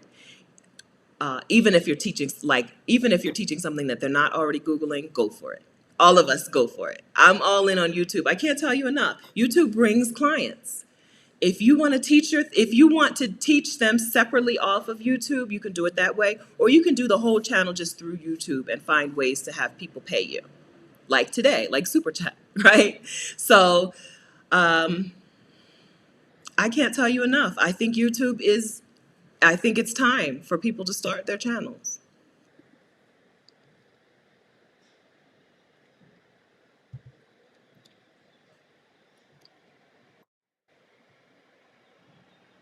Good. All right, so Adelia's channel is Picky Girl Travels the World. Adelia is in Mexico City. She lives in Mexico City with permanent residency. And she has taught abroad in Honduras, China, Kuwait. She got a variety of experiences, like a variety of things that she's a pro at. Right? And she's a coach, a money coach. She helps you get your FU money together.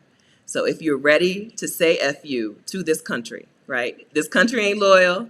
If your job ain't loyal and you're ready to walk away from it, she helps people get their money together through her coaching services, specifically for that purpose, specifically so you can just walk away.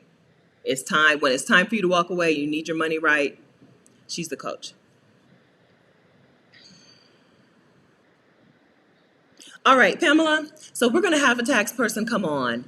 No, the short answer is no. So there is a day limit. Okay, so I do what TurboTax tells me. So there's a day limit. If you are out of the U.S. for more than so many days per year, your tax burden is lowered, right? Consecutive. I don't know if it's consecutive or not, actually. But if you're out of the U.S. for so many days, your tax burden, your tax bill is lowered. Okay. You don't owe Mexico taxes unless you're making money in Mexico. So if you're making money online, then you don't have to pay taxes to Mexico. There are countries that have what's called a tax treaty. But this is beyond my scope. I do what TurboTax tells me. But no, in order to have to pay taxes to another country, well, every country is different. In order to have to pay taxes in Mexico, to the country of Mexico, you would have to be working in Mexico. But we'll get an expat tax person on here soon.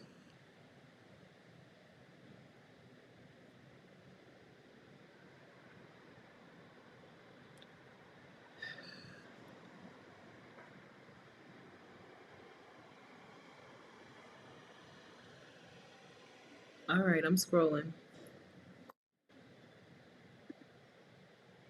Oop, oop. Thank you for the super chat, AJ. If you're new, if you haven't been with us, super chat for this month is going to Farmer C, whose farm is called Green Heifer Farms. Super chat for this month is going to Green Heifer Farms. She is a farmer who is, let's see, her farm is medicinal plants in Liberty, North Carolina, near Cary, North Carolina. So thank you for that super chat. All right, any questions? Any questions? I'm gonna shut it down, friends. So, okay, so we talked about internet, we talked about equipment, we talked about the tourist visa being permissive in Mexico. We talked about a few different locations in Mexico. We didn't talk too much about the weather, but ugh. Google the weather. Like, look at the weather. In Merida, it's already 105 degrees every day. Like, and it's only April. 105 degrees every day this week. It's only April. So check out where you want to be and make sure that you factor in the weather. Don't forget to factor in the weather, just like you're factoring in the internet speed. Factor in the weather. All right. Uh, hotspot is Skyroam Solus X. I'm using the Skyroam Solus X as my hotspot. In Guadalajara, I don't need it. Internet is nice and fast and reliable and inexpensive. In outer places, I did need it. In La Paz, I needed it. But this is a Skyroam Solus X. If you go to the Work from Anywhere toolkit, you'll see the link to Skyroam with some discount, but I don't remember what the discount is. I'm sorry, I have no idea. Sky with this hotspot, you need the the device plus the data package. So there's a discount in the Work from Anywhere toolkit, which is at exodussummit.com/toolkit.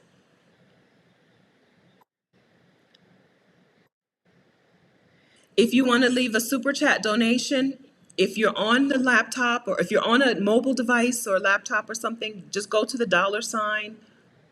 If you're on the TV, like if you're watching it on TV, you'll have to go to YouTube on a device.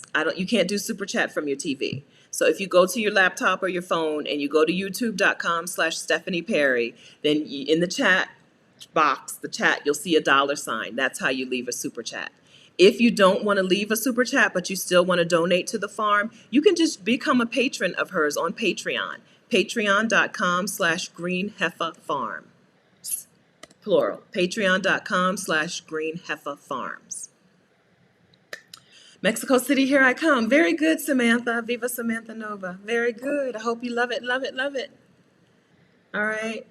LG in LA says big thanks. You're welcome. I'm glad you guys were here. Okay. Don't forget that if you think YouTube is going to help you, which I know it will, if you have a business, a product or service, okay, if you have it already or if you want to get it started, get my YouTube for Coaches toolkit, vicarious.com/coaches. Get my YouTube for Coaches toolkit, and it's a free download, tips for coaches, and it will get you on the waiting list so that you'll know when it's time to sign up for the YouTube Coaches Collective for 16 weeks, 8 weeks, over 16 weeks. We're going to get together and build up your channels so that you can get clients from YouTube. It works. It works. And please, yes, Lorraine says, please, everyone, leave a thumbs up. Thank you. Leave a thumbs up, guys. And um, yeah, that's all I need. I don't need anything else. Do I need anything else? Bria, how long did it take me to become a digital nomad? I'm interested in virtual assisting. So I, because I was house sitting, I, I left and then started. I became a digital nomad before I had my virtual assistant business up. So the very first way that I supported myself after I quit my job and traveled for a year and spent that money and then went back home and went back to work, right? Then I started house sitting and became a virtual assistant. I did lead magnets for coaches, like the toolkits that I've been posting. I used to make those for coaches for money. So I actually did it before I had enough clients to support myself because I was already house sitting, right? And I know that when I need to, I just go back to my mom and dad's house. So how long it took me? It took me 0 days. It took me the day, like I get on the plane and then I'm like, okay, now I'm in Mexico. Now I need to start virtual assisting. But for you, the better way to do it is to just look at the place that you're thinking about going. Look at what that's going to cost you. Include in the things that you're going to have to pay for that you're not thinking about right now. Include in taxes. Include in business expenses. And like if you need to pay for Calendly, if you need to pay for your calendar app, those things. I pay for Canva subscription. I pay for a handful of things. Factor those things in and then figure out how many clients do you need to make that. And then get those clients and go. It could be very low. It could be much lower. It depends on what type of work you do. If you do a specific type of virtual assisting that you can charge more for, right? You could very well find out that you only need 2 or 3 clients to live your life in Mexico or in some of these lower cost of living places. So I would start there. I would start with the money. Start with the cost.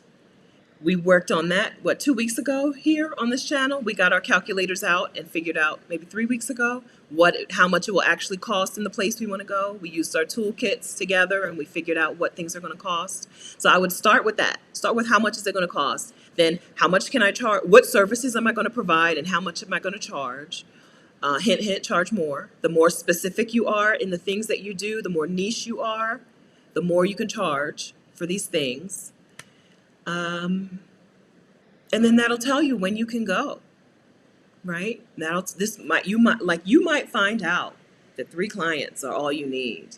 If you have 3 clients on a monthly retainer, if you do, let's say you do podcast editing. I don't know if that person would be considered a virtual assistant or not, but let's say you do podcast editing and you're charging each of them 400. This is arbitrary. I don't know what podcast editing costs. Don't be mad at me if if people aren't paying you this or if people are paying you 10 times this. Don't be mad at me. But I would just say out of thin air, $400 for my client. My client pays me $400 a month to edit his podcast. So I'm going to go someplace where I only need 3 clients. I need 3. So 3 clients means I can leave. And now I'm a digital nomad and I can go to Turkey. I want to go to Turkey so bad this fall, y'all. I want to spend the fall in Turkey. I think my mom would like it. I think maybe my dad would even come. Maybe if we throw in some biblical sites, we would have to go see some biblical sites as well. And Turkey has those, right? I don't know. Is Ephesus in Turkey? I don't know. Thanks for the super chat, Sanaya. Yes, I want to go to Turkey so bad, so I would figure out how much it would cost me for 3 months in Turkey, and how much per month I needed to make, and how many clients I need for that. Thanks for the super chat, Sanaya. Super chat is going to Green Acre. No, it's not. Green Heifer Farms. She's a Black woman farmer who has a funding page on I Fund Women, and she also has a Patreon where people can become patrons of her farm.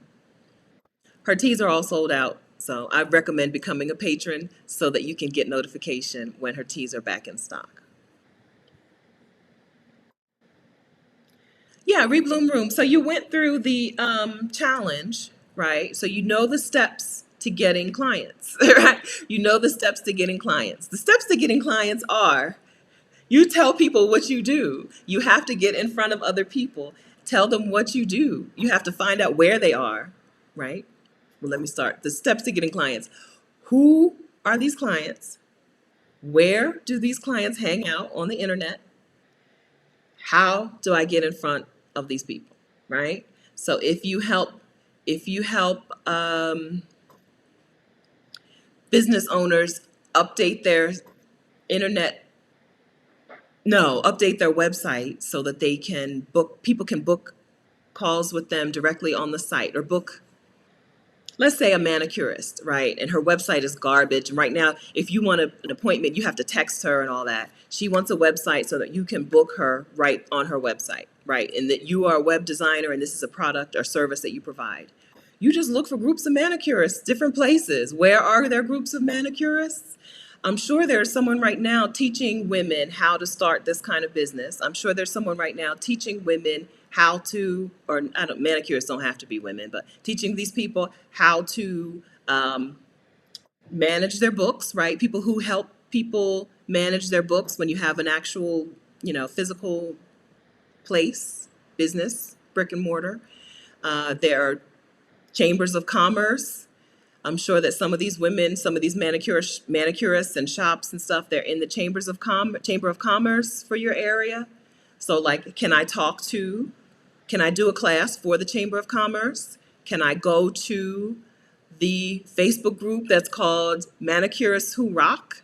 Can I do a lesson for them about why they need a better website?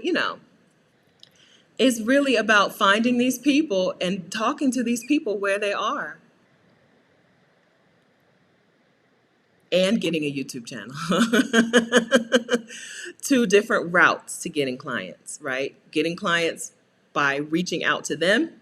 YouTube is getting clients by them finding you, right? You can find them and they can find you. YouTube is they find you. Going to like the Chamber of Commerce is you finding them. I recommend both. I do both. I speak all over.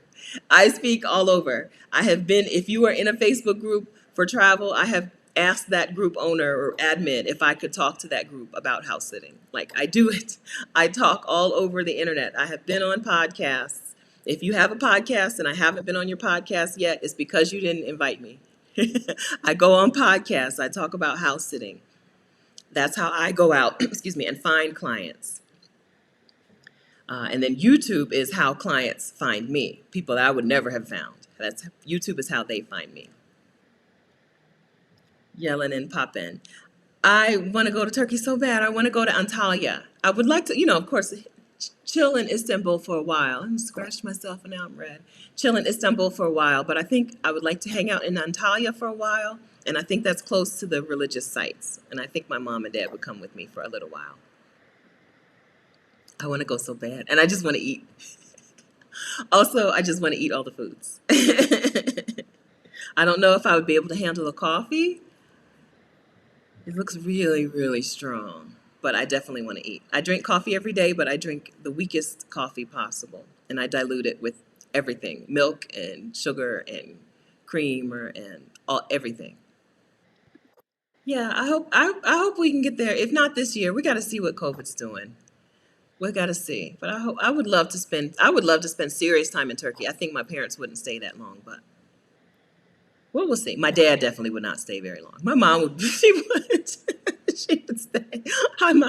My dad would be like, I gotta go. I can't stay very long. Yeah, yeah, I really want to. I really want to. I've been looking at Airbnbs. I just need to. I'm not vaccinated, so I got to get back to the U.S. first to do that, and then see what the rules are, and then see what the money is. Do what I just told y'all to do. Go through my toolkit, look at my calculator, find out exactly how much I need, and go.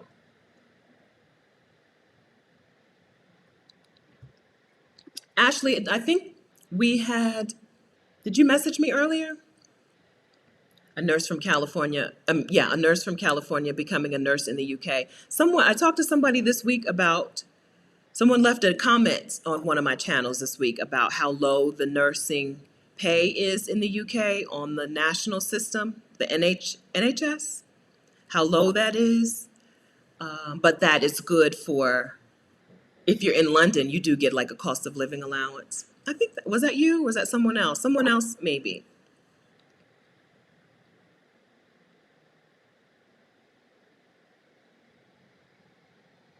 Okay. Yeah. Yeah, it looks amazing. Yes, yes. Yeah, everybody. Okay, well, we going to Turkey. We going to Turkey October and November, I think. S- Maybe.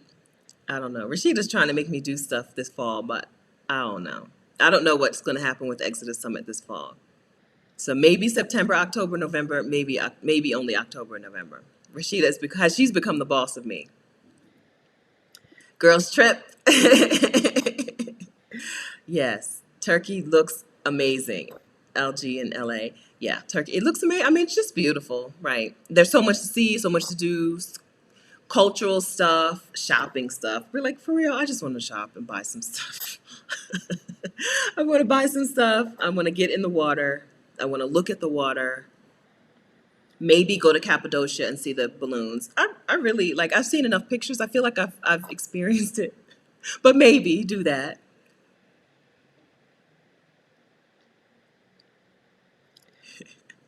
Lily, you have to turn those notifications on. I'm telling you.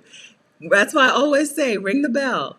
When you subscribe, you have to ring that bell so that you get the notification so you don't miss us. Because, girl, we're 2 hours in. I've run out of steam. I got nothing left. I got nothing. Thank you so much for the super chat. It's the journey. Thank you for that. Super chat money is going to Green Heifer Farms, black woman in North Carolina who is farming, right? She's growing, she's building a farm. Do you say building a farm? Building a farm of medicinal, she farms medicinal plants. So thank you for that. All right. So Iceland, I have no idea. I mean, I know Iceland is expensive and beautiful. That's what I know about Iceland. Expensive. I haven't been yet. Um, my mom's birthday. My mom's birthday is it this week? Next week? This week? My mom's birthday is this week. So you mean birthday next year, I hope.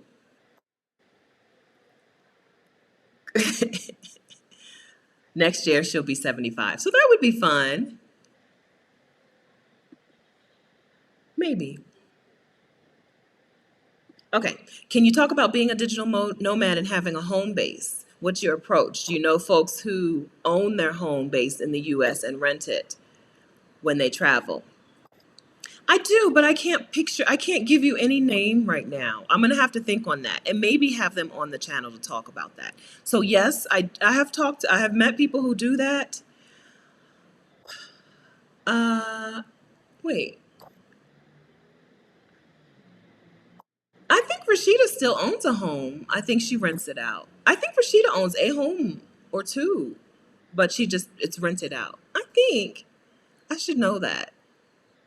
So yes, but I can't give you any more information than that. My home base is the upstairs in my parents' house. my If I have a home base, it's there. It's in Dover, Delaware, and I don't have any bill. I don't pay anything, so I don't have any way to tell you how to handle the responsibilities of the bills, like how to automate that stuff. But I know people do it. Some people would probably use a property manager. Others would rent to somebody that they know, right, which makes it a lot easier. Jamie, in the 12 Days of Career Breaks videos, Jamie just rented to her mom. The timing was perfect where her mom, Jamie owns her condo. Her mom's lease was up, so Jamie just rented her condo out to her mom for the year while she traveled. Um, oh, Adelia says she sold the house. Okay, yeah, that was something I should know. Oh. Yes, I have heard people say they do that because it's totally not something I'm interested in. I don't pay attention, and I can't tell you right now who you could look up to find out how they do it. I'm sure someone is talking about this on the internet. If not, or even if they are, this would be a good thing for you to start sharing the journey of this process, the journey of becoming a digital nomad while owning a home. Tosh Patterson is in the process of doing that. Tosh, who came and did our decluttering talk last month, is in the process of doing that. But I don't know who anyone, I can't name anyone right now who's already done it. I just know it comes up in conversations that there are people who are doing it, but I can't point you to anyone's content to be like, this is who you can look at. But yes, but it's totally doable, totally possible. I don't know if that helps you. Anybody here? Um, Anybody here doing that? I don't remember if that's what Anne Marie is about to do. Anne Marie is Bald Girl Will Travel. Either Bald Girl Will Travel or Bald Girl Travels on Instagram and on here on YouTube. I don't know if she's renting her home out, but I gotta follow up on that. Abba, I'm working with Tosh. Yes, Tosh is a coach. My plan is to keep my house and rent it, come back for a few months in the summer, and then rent long term in Mexico and house sit all over for most of the cold months. Okay, it's totally doable. I just can't guide you through the logistics of it, like how to do it. But people are doing it, and I've talked to people who are doing it. And I just can't name them offhand. There are agents, yeah. So yelling and popping.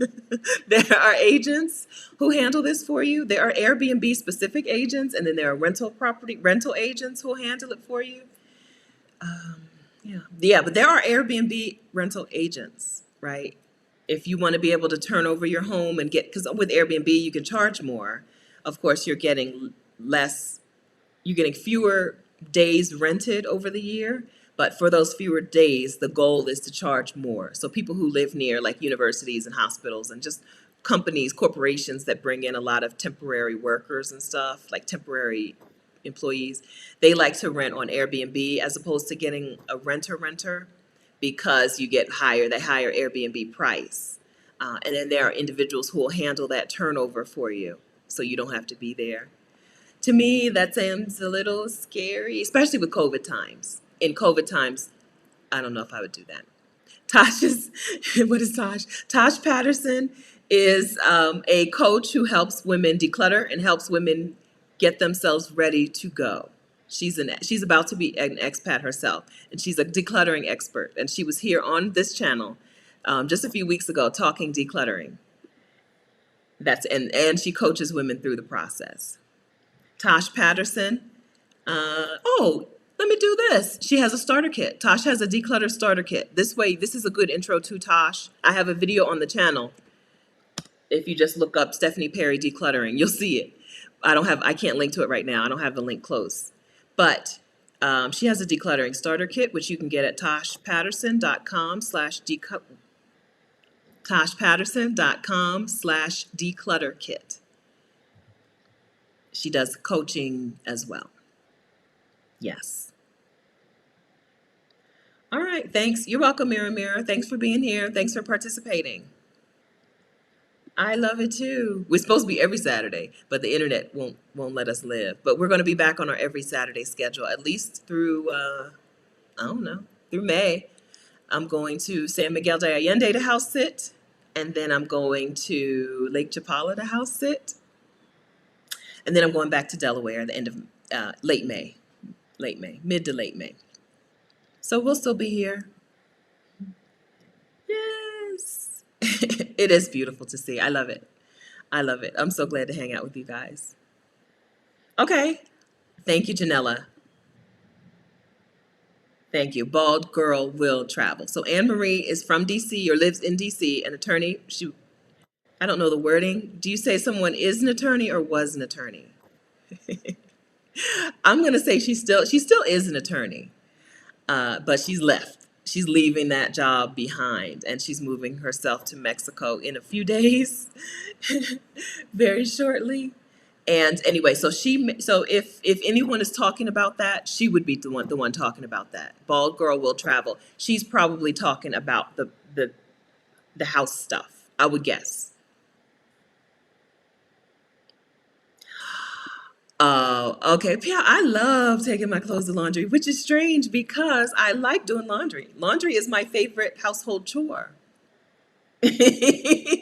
Don't judge me. I'm an INFP. But laundry is my favorite household chore, but I also just love dropping it off and picking it up in the little plastic baggie. I haven't had a problem with anything not coming back clean. It's just randomly something won't come back, But that's with me anyway. Like, why do I have two socks? Especially when I'm a house sitter and dogs will steal your stuff anyway. If I put my shoes and socks by the door, the socks are gone. The socks are gone. So for me, the problem isn't the cleaning. It's randomly something will disappear.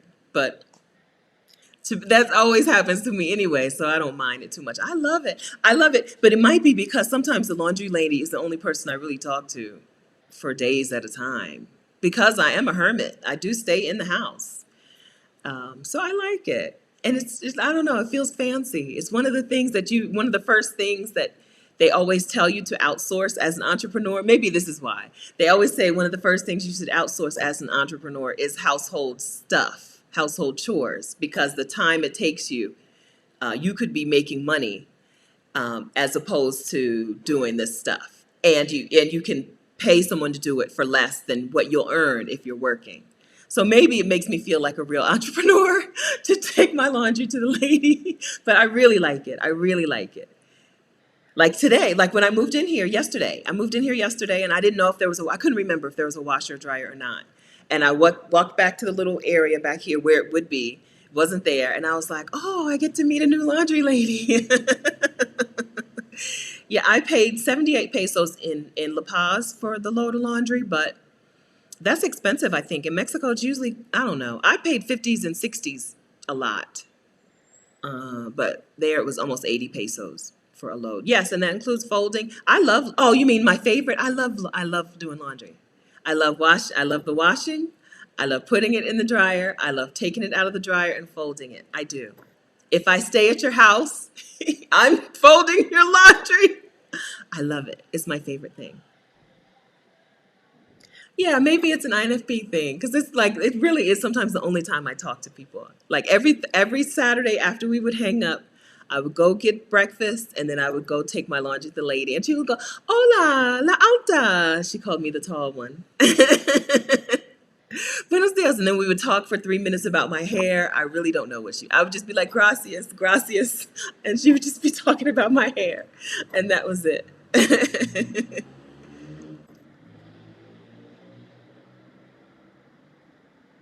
When I was working, I loved getting my house clean and getting my laundry done. Yeah. Now, the housekeeper, I'm not too into it. As a house sitter, a lot of house sits have housekeepers, but they just seem to be there forever, right? And I think some of it is just that they need to look like this takes hours they think, to justify the pay. When I'm like, listen, she will pay you the same, whether it takes you an hour and a half or 4 hours. You don't need to be in this little house for 4 hours. So for me, the housekeeper is more. And then I always feel like if there's dishes in the sink, I got to hurry up and wash the dishes before she comes and put them away. That's something because I don't want the housekeeper washing dishes. That's a thing. So what dishwashing? I guess dishwashing would actually be my. I don't know. Now that I think about it, well, maybe dishwashing and laundry are tied. I don't want her washing the dishes. I want to wash my own dishes. So I don't know. Yeah. So for me, housekeeping is hit or miss, but laundry, I love having my laundry done.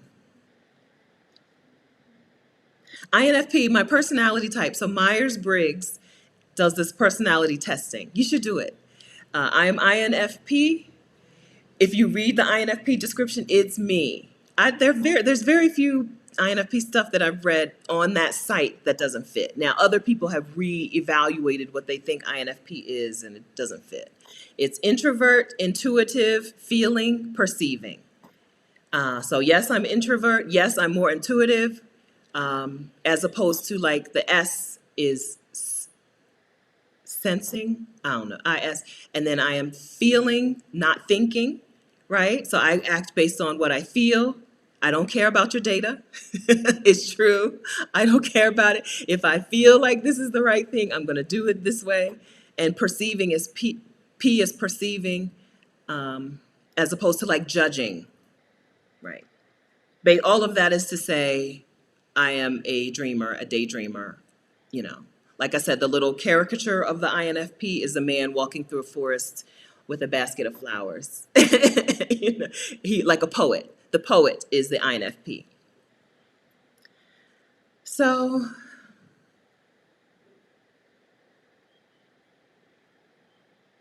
yeah, 14 types. Are there 14? Yeah, I get along really well with ENTJ, if that makes a difference. The ENTJs are my friends. But yeah, it's just a personality type thing. But it just means that I'm a hermit. It actually says in the description, hermit. It actually says hermit in the description, and I felt very seen. I'm like, they know me. They get it. Yeah. Yeah, super cheap in Bali. Yeah, I don't remember the price. Like, I don't remember. I've never been anywhere and I was like, what? It costs this much for laundry? It's always super cheap. Sometimes it's same day. I usually don't get there early enough in the day to get the same day laundry, whatever, because I'm not gonna get there till noon. But yeah, super cheap. And being a black woman means, in a lot of these places, being a black woman means I never have to keep my laundry ticket because they know me. I stand out. I'm the only black woman who has dropped off her laundry and picked it up in the last few days. I don't need my ticket. I lose my ticket most of the time. And they don't. As soon as I walk around the corner, here they go. I got my phone screen fixed here the other day. It's just a 7 Plus, but it cost me $70, I think. $70 to get my phone fixed. The person I dropped my phone off to was not the person I picked it up from. It was I just walked around the corner before I even got to the kiosk. She was like, "Hola." You stand out. It's wonderful. It's wonderful. Uh, all right. INTJ, Black Unicorns. Are you? Introvert, intuitive, thinking, judging. Yeah, I don't know the caricature picture for that. INTJ. Yeah, I know the ENTJ is the commander, right? I am go with the flow and I get along really well. Rashida may be close to that. She might be INTJ. I get along really well with people who are like, okay, here's what's going to happen. And then I do it or I don't do it based on how I feel, not based on your data. Okay, golden butterfly is manifesting a turkey trip. Okay. Well, my mom's birthday is April 15th. So according to her, we're going to Turkey next year. So maybe we can do it. I mean, I'm not planning a trip. What I'm saying is maybe we can all be in Turkey at the same time. That's what I'm saying. I'm not saying I'm planning a trip to Turkey. I'm saying maybe April 15th we will all be in Turkey. We'll see. Katrina. Yeah. Yeah, y'all are my buddies. ENTJs, Taurus, I get along well. Cancer, Taurus, we get along really well. So I think that's why Rashida and I work well together. Oh, Mimi's going to be in Turkey sometime in the fall. Maybe we'll take two trips. Maybe we can have both. We have determined, yes, cutie pie. So this last hour, we have determined that Turkey is the move. We have two tentative dates. Yes. Okay. So, okay.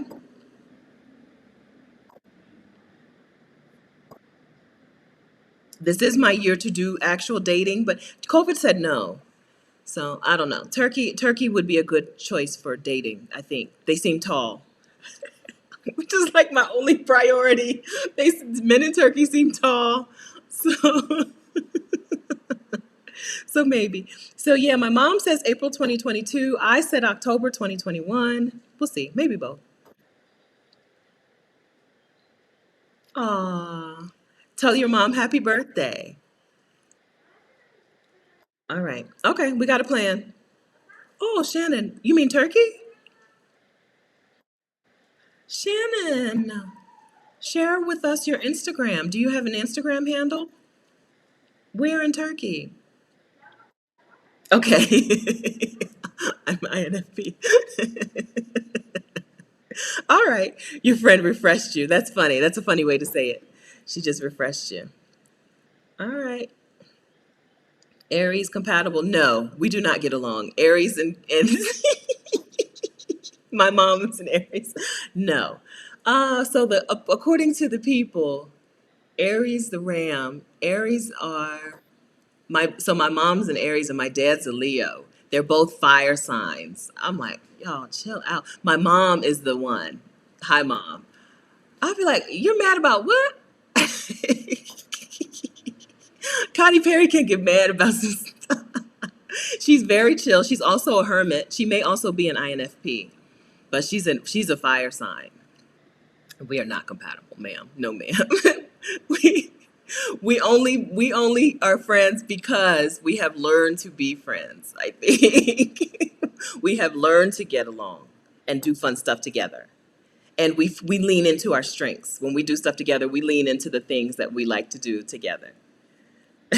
But don't let my mom ask me to help her do something. I guarantee you, in 15 seconds, she's yelling at me. I'm like, what are you yelling about? Why are you mad? Chill, lady.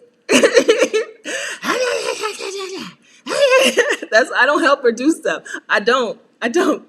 She'll be like, "Can you twist my hair?" No. No, I can't. I cannot.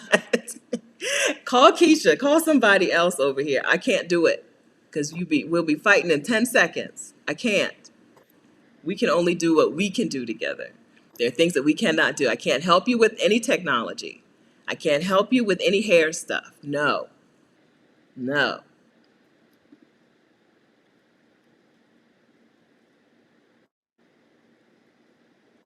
Okay, good.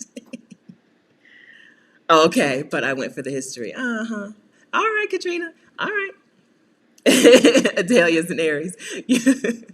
Yeah, I'm like, what where did this come from? Why are you so mad? Because my mom is not an angry person, but man, she can fight. It's a fight. That's the difference. So enough talking about my mom. Rashida gets mad when I talk bad about my mom. I'm not talking bad about her. I'm just telling you, she's an Aries. That's Aries.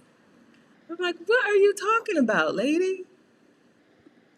Turkey, get away. All right. Oh yeah, my dad is a Leo.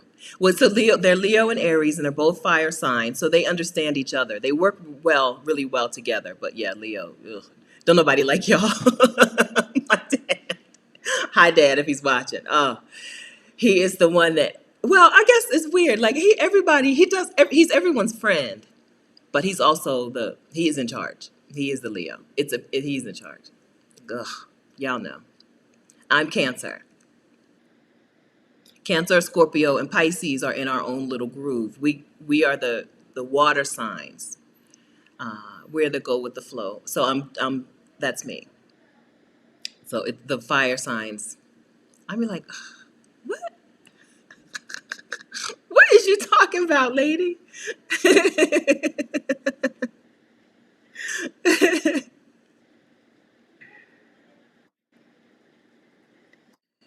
TJ, hermit mode. Makeda, I'm in hermit mode right now. Hi, Pisces. Yes, hermit mode all day. All right. So y'all are just throwing in your signs because you don't want to talk. You don't want me to end. Are we? Have we moved on? We're done with Mexico. We're done with more fire. No, y'all need to chill. Y'all need to chill. It's funny.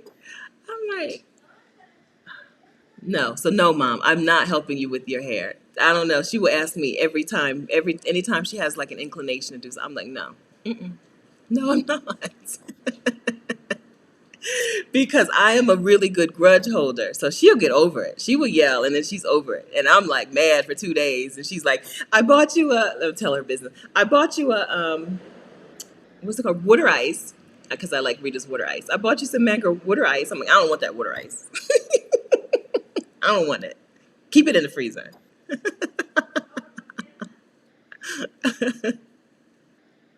Lovely, fun people. She is a lovely, fun person until we get into it.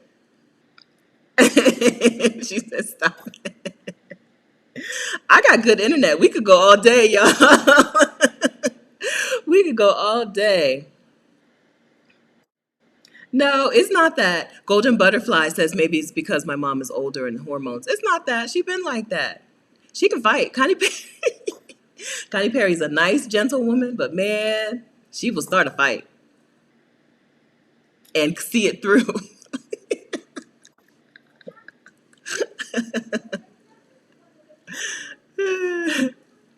Tightly wound. Yeah.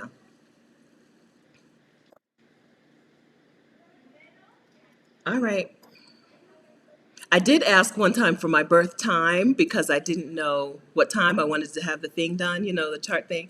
And she was like, I don't know. So nobody knows what time. She did say your dad was getting his car washed. So it must have been, daytime. That's all I know. So I don't know what time. So I don't know the rising, whatever. All right. You said, yeah, that's why you're just commenting your signs because you're like, I like spending time with you too. I didn't get to see y'all last week. My internet wouldn't let me do it. So we can chill. The real stuff is over. So nobody has to say we're not going to do anything. I don't think anything helpful is going to happen for the next few minutes while we wind down. But I don't mind. I missed you guys. I didn't get to talk to you 2 times while I was in La Paz. I was in La Paz for 3 months, and there were 2 weeks. Or was it 3? Where I had to cancel. So we got to make up for it.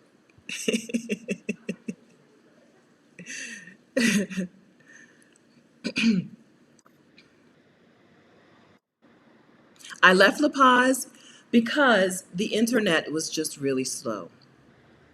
I just couldn't get anything done. And it got expensive. As soon as Easter came, or even the week before Easter came and spring break happened, prices exploded. Airbnb prices and prices exploded, and I was like, no, I'm gonna go back to Old Faithful. I'm going back to Guadalajara, where the internet is fast and Airbnbs are cheap. So I'm back in Guadalajara, and then I'll be house sitting in San Miguel de Allende and Lake Chapala over the next few weeks. Yeah, but I had to leave La Paz because the internet was just a struggle. I couldn't go live because the internet was so slow. I stayed in 4 different places, and none of them had good internet for me for upload speed. One place had amazing download speed. The hotel. I stayed in one hotel that was super swanky with like ocean view, beautiful. But that one hotel had fast upload speed, so I could stream anything I wanted, but I couldn't upload YouTube videos. And then the other places I couldn't do anything. Like couldn't even get on Facebook. It kept saying Facebook is not responding. Facebook is not responding. I'm like, because you're so slow. You're taking forever. On Twitter, I could see tweets. I could see the words, but not the pictures. Right? So Twitter would load, but just no pictures. And then if I wanted to see the picture, I had to wait forever. Or the GIF, if forget about it. If it's a GIF, forget it. I'm not going to see it.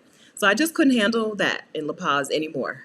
Beach is beautiful. It was a wonderful place, but I had to come to Guadalajara so I could get some work done. The happiest person on YouTube. Thank you. That's that no job glow. I'm telling y'all. Quit that job. This will be you too. Hi, friend, AJ. We would be friends. We are friends. I'm sorry I said it like that. We are friends. Yeah, my mom said she would find it, but I didn't think it was worth that. I don't know, though.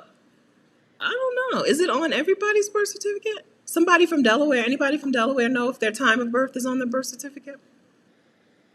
I don't know. She was just like, I don't know. It was daytime.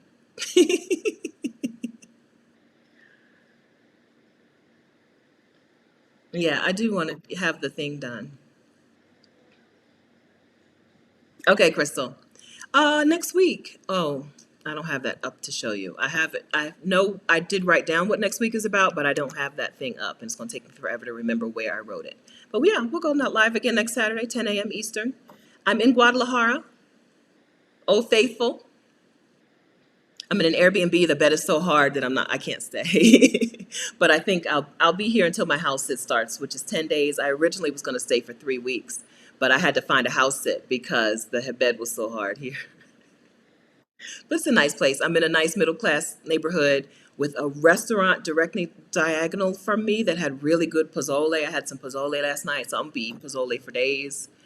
Uh, so I'm in a nice area, and then I'm walking distance to the grocery store. Soriana, the large Soriana, is less than half. I think it was zero point 0.4 or zero point 0.5 miles away. There's a McDonald's also across the street from Soriana. One thing I eat anywhere I go is McDonald's apple pie because in the US they do the baked apple pie and it's not good. And all over the rest of the world they still have that old school fried apple pie. So I will have anytime I see a McDonald's I get apple pie. So I will do that.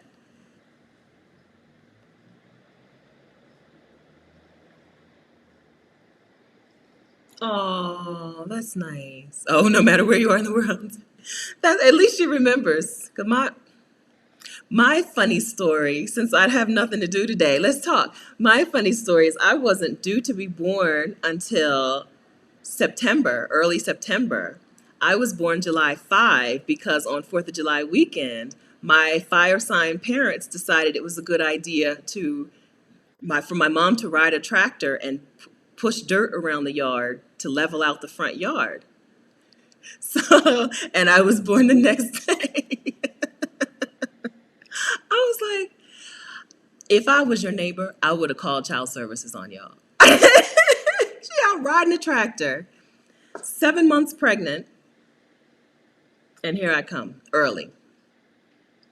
Yeah, Tosh. No, you're not Tosh. Oh, for a second, I thought I saw Tosh's picture. Okay, Makeda, slow internet. Yes. So you just need to find out what it is, what the internet speed is, where you want to go.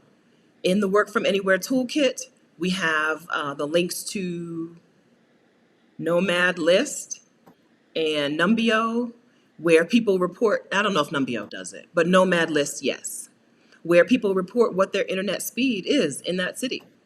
It's really helpful. It's really helpful. There are places where I would not go. I would not try to work from South Africa at all. Even Australia, well, I was in Australia and South Africa back in 2016 and 2017. So maybe things are better, but it was awful. The internet speed was terrible and the internet service was expensive. The, the worst combination. At least here it's cheap, right? At least in La Paz it was cheap. So if it's not working right, who cares, right? But in South Africa and in Australia, terribly slow, terribly expensive. So you do need to find out where you want to go, find out what the speed is for those cities. Those resources in the toolkit are good, but also Facebook groups. Like I can't tell you enough. This is the kind of information that people share in these groups. Get on a Facebook group for the cities, in Facebook groups for the cities you want to go to for expats. And ask. I'm sure somebody's already asked. Just search. It's important. It's imperative when you're trying to work remotely that you don't get suckered into a bad location. I had bad internet also in Bali, as beautiful as Bali was. I would never want to work there. Lots of digital nomads in Bali. I don't know how they do it, right? However, like you leave Indonesia, you go to Malaysia, the fastest internet ever. Internet in Malaysia is fast and cheap. Fast, fast, fast, fast, fast. Even I noticed how fast it was. That's how fast it was. Like all I really want to do is like watch YouTube videos and stuff and watch movies and stuff. But I mean, it was so fast. I was like, wow, nothing's ever loading. It's always already done, already ready already. Yeah, so it's important to know that. Okay.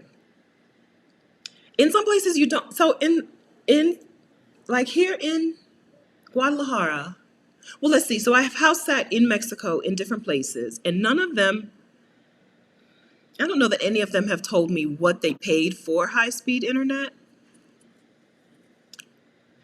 but it can't be much, right? Because we're talking retirees who don't use very much internet. It can't be much, right? You need to know that. One thing we didn't talk about was power outages.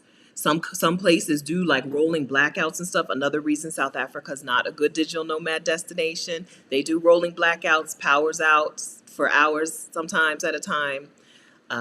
Not conducive to working remotely. In Mexico, there are places, this is something that a Facebook group would help you. In Mexico, there are places where the power is less reliable. I just have not experienced it. I've not experienced problems with electricity in Mexico.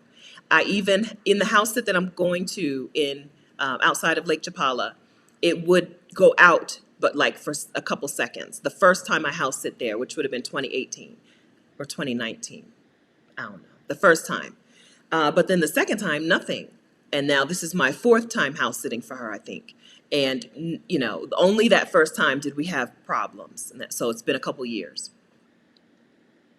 Yeah, I was in Bali in early 2016. Oh my gosh, it was the pits. There were like everywhere you went, there was free Wi-Fi, but everywhere you went, you're like, I can't do anything with it. Like, thanks for the free Wi-Fi, but I can't do anything. I can't even hardly download a podcast, right? Downloading podcasts is pretty easy. You don't need a whole lot of internet juice for that. Let alone watch a video. I struggled in Bali. I was in Canggu. Actually, I don't remember any problems in Ubud now that I think about it. When I was up in Ubud, I don't remember any problems. But I went to the beach, Canggu, and the place they say don't go to, the super Kuta, super touristy places. Yeah. Oh, it was horrible, horrible, horrible, horrible. But again, that was 2016, early 2016. Things changed. No, it wasn't. It was summer 2016. Things change. People improve. They improve things. But I would be very suspicious. I would be very doubtful that things are better in Australia or South Africa because it was bad. Okay, PL says she did have power outages in Merida for 30 minutes. Okay. Yeah, so I know that that's a thing in Mexico. I just haven't, I have not experienced it in Guadalajara. Um, I house sat in Guanajuato for over a month, no problems. She was on a resort, so it's possible. So she lived on a resort. It's possible that they had some sort of backup system, or it's also possible that it just didn't happen. Nope, didn't experience that in Leon or Morelia. Yeah.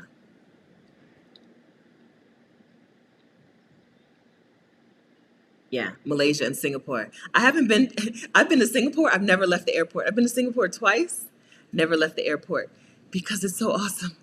One time, I think both of my layovers were like 16 hours. 16 hours. And I was like, no problem. There's a free movie theater, there's a butterfly garden, there's art, there's stuff. Yeah. So I still really haven't been to Singapore, even though I've spent, 16 times 2, 32 hours there. I've never left the airport. Okay. I'm glad to hear it because it was not, I was like, why are there some, even when I was there were a lot of digital nomads in Bali. But I was like, wow, how? How? This is not good. I think I would like Singapore. I think I would like to eat in Singapore. Part of the problem is just that it's so close to other such inexpensive places. I'm like, why would I spend this kind of money in Singapore when I can just be in Malaysia for less? So I didn't bother to plan it to even go, even though I was right there in Kuala Lumpur. I didn't bother to go to Singapore because I was like, I like to keep my money.